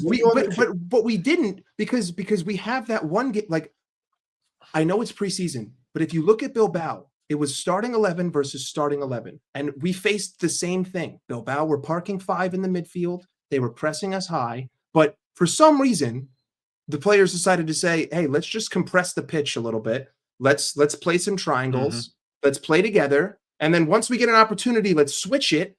And then what do you know? Oh my God, there's space. And before the ball even gets out of our own half, Mohamed Salah is in the opposing half. I don't think I've seen that once this season against the press. I don't think not a single time at our own 18-yard box have I seen Mohamed Salah drop back to help build up to then play a switch to run into space. I think maybe I saw it once today. He's too old to do that. Last season, he was one of our outlets as well. I remember us talking about start of last season saying, "Oh, we're actually using Salah's strength now because Alisson would pop it into his feet. He would hold off the defender and roll it into the on-running midfielder." and then we would build from there. But not And then doing you it. playing the fullback. The problem is, right, what happens if he tried to do that today, yeah? And then I don't know who it was, but someone just caught him and just pulled him back. And I was like, yeah, it's time, you know. Like he can't. There was a bit where he done that. He tried to set it and he span away, and I think someone played him through. And I don't know if it was like Dorgu or whoever came in, just caught him quick and just spit him on the floor. And I was like, yeah. I think he can, Jerry. I just think he needs a real kicking in the. I think he needs to be kicked in the rear end. I think he needs to be displaced for, you know, one or because the last time Mo had a run of form like this, people were saying the same thing. Jurgen Klopp dropped him after Mo pretty much fought him after being taken off. I still remember it. He's ripping off his wristband. He doesn't even acknowledge Jurgen Klopp. And then he comes on, and he's absolute fire from that point on. He needs a moment like that. He needs. He killed Rangers when he came on after that. Yeah, he scored like a hat trick in the game. He needs to be dropped from a starting 11 in a pivotal game, and basically like someone has to tell him, hey, you know, you're making $500,000 a week. It's like, you know, you're either going to perform or my buddy, you know, Kai Frimpong is going to come in and slice and dice. I think listen, all that happens for me, and the way I look at it is, if in the next game Salah starts the game, right? For me, that's the final nail in the coffin. Like, I'm looking at Slot now, and he's a certain derogatory term, bro. He ain't got the minerals, he ain't got the cojones. Like, no, that's the way it is. Agreed. If you've let this go, you know, when the reporters now are sitting in front of your face and they're like, yeah, what's going on with Salah? And you're doing the whole deflective thing, and you can't drop him, but you try to drop Kwanzaa after his game like that. You try to go and do the same thing with Konate, right? Because you tried to just drop Konate. You've done the same thing with Endo. You've done the same thing with Diaz and with Nunez, but you're not doing it with Salah. Yeah, it shows me what type of person you're intimidated by him. It's one of those ones where it's like with Steven Gerrard, you know, like where, yeah. There's certain, you can't say something to certain man. You know what? You're not really going to tell me what to do. Yeah, you've got to move from there. And as simple as that. Maybe. All right, yeah, my bad. Right. Yeah, no, I was going to run through these supers and then we'll run through the supers. Big up to Jacquees, man. End this eye torture, man. Sack him now. He doesn't have a clue what he's doing, and each press conference just shows his lack of self-awareness. The wheels are falling off. Yeah, big up to God. Yeah. Before we do that, I'm going to bounce, but nice to speak to you guys. Cool, soon. All right. Cool, brother. See you in a bit. God says, question, is Slot fraud? Lost our identity. There's no evidence to disprove your statement, so. There we go. Big up to Johnny 10 Guns. Did Slot run on Vibe being the unknown entity last season? He just played off the momentum, and now with time to think he's fumbling with tactics. God damn, son. God damn. There's no arguing against it. Do you know how cold our team? Like, I look at our team and I'm like, we've got such a cold team. On paper, to not do well is on paper. We've got such oh my god, absolute, and you've got a team that's ready for the next 3, 4, 5 years because it's like a young squad, and for some reason, yeah, it's mad. Well, listen, I think I'll leave it there. Big up to Mike. Big up to all the callers. Big up to Jerry. Big up to Cav. Big up to Sav, you know, on the panel. But big up to everyone that's locked in. I'm going to go and sit down and think for 5 minutes, and then I'm going to record my match reaction. And just think how I'm going to word certain things, because I might say stuff and people are going to not like it. So. Unfiltered. That's nah, man. I have to have a measured points. I need to drop some points, just measured points. But listen, tomorrow's another day. God willing, we're all here tomorrow again. We can wake up and we go again. We've got who's our next game? Did you say, Mike? Frankfurt. You're going to see the same thing, people. I think it would be. Get ready to watch a tape recorder. Your eyes are not deceiving you. You were seeing the same thing again. Also, there's only one last thing. Ends to everyone who came at me all season for my defense of Ibrahima Konate. Thank you very much. That's all I have to say. I would use much harsher words, but this is not my channel. Thank you very much. The man did not deserve any of it. There's a reason why Kolo Muani is the reason France lost the World Cup, not Ibrahima Konate. Well, listen, we'll have obviously the build up, we'll have the watch along, and we'll also have the call in, and we'll have a preview as well. I think I might do one for that game, and I don't even know. I might just clip the one I did today and then put it there, and then just put a different thumbnail, and it might Same thing, brother. Same because it thing. might be the exact same thing that happens again. But listen, guys, I appreciate everyone's support. Big up to all the new subscribers as well to the channel.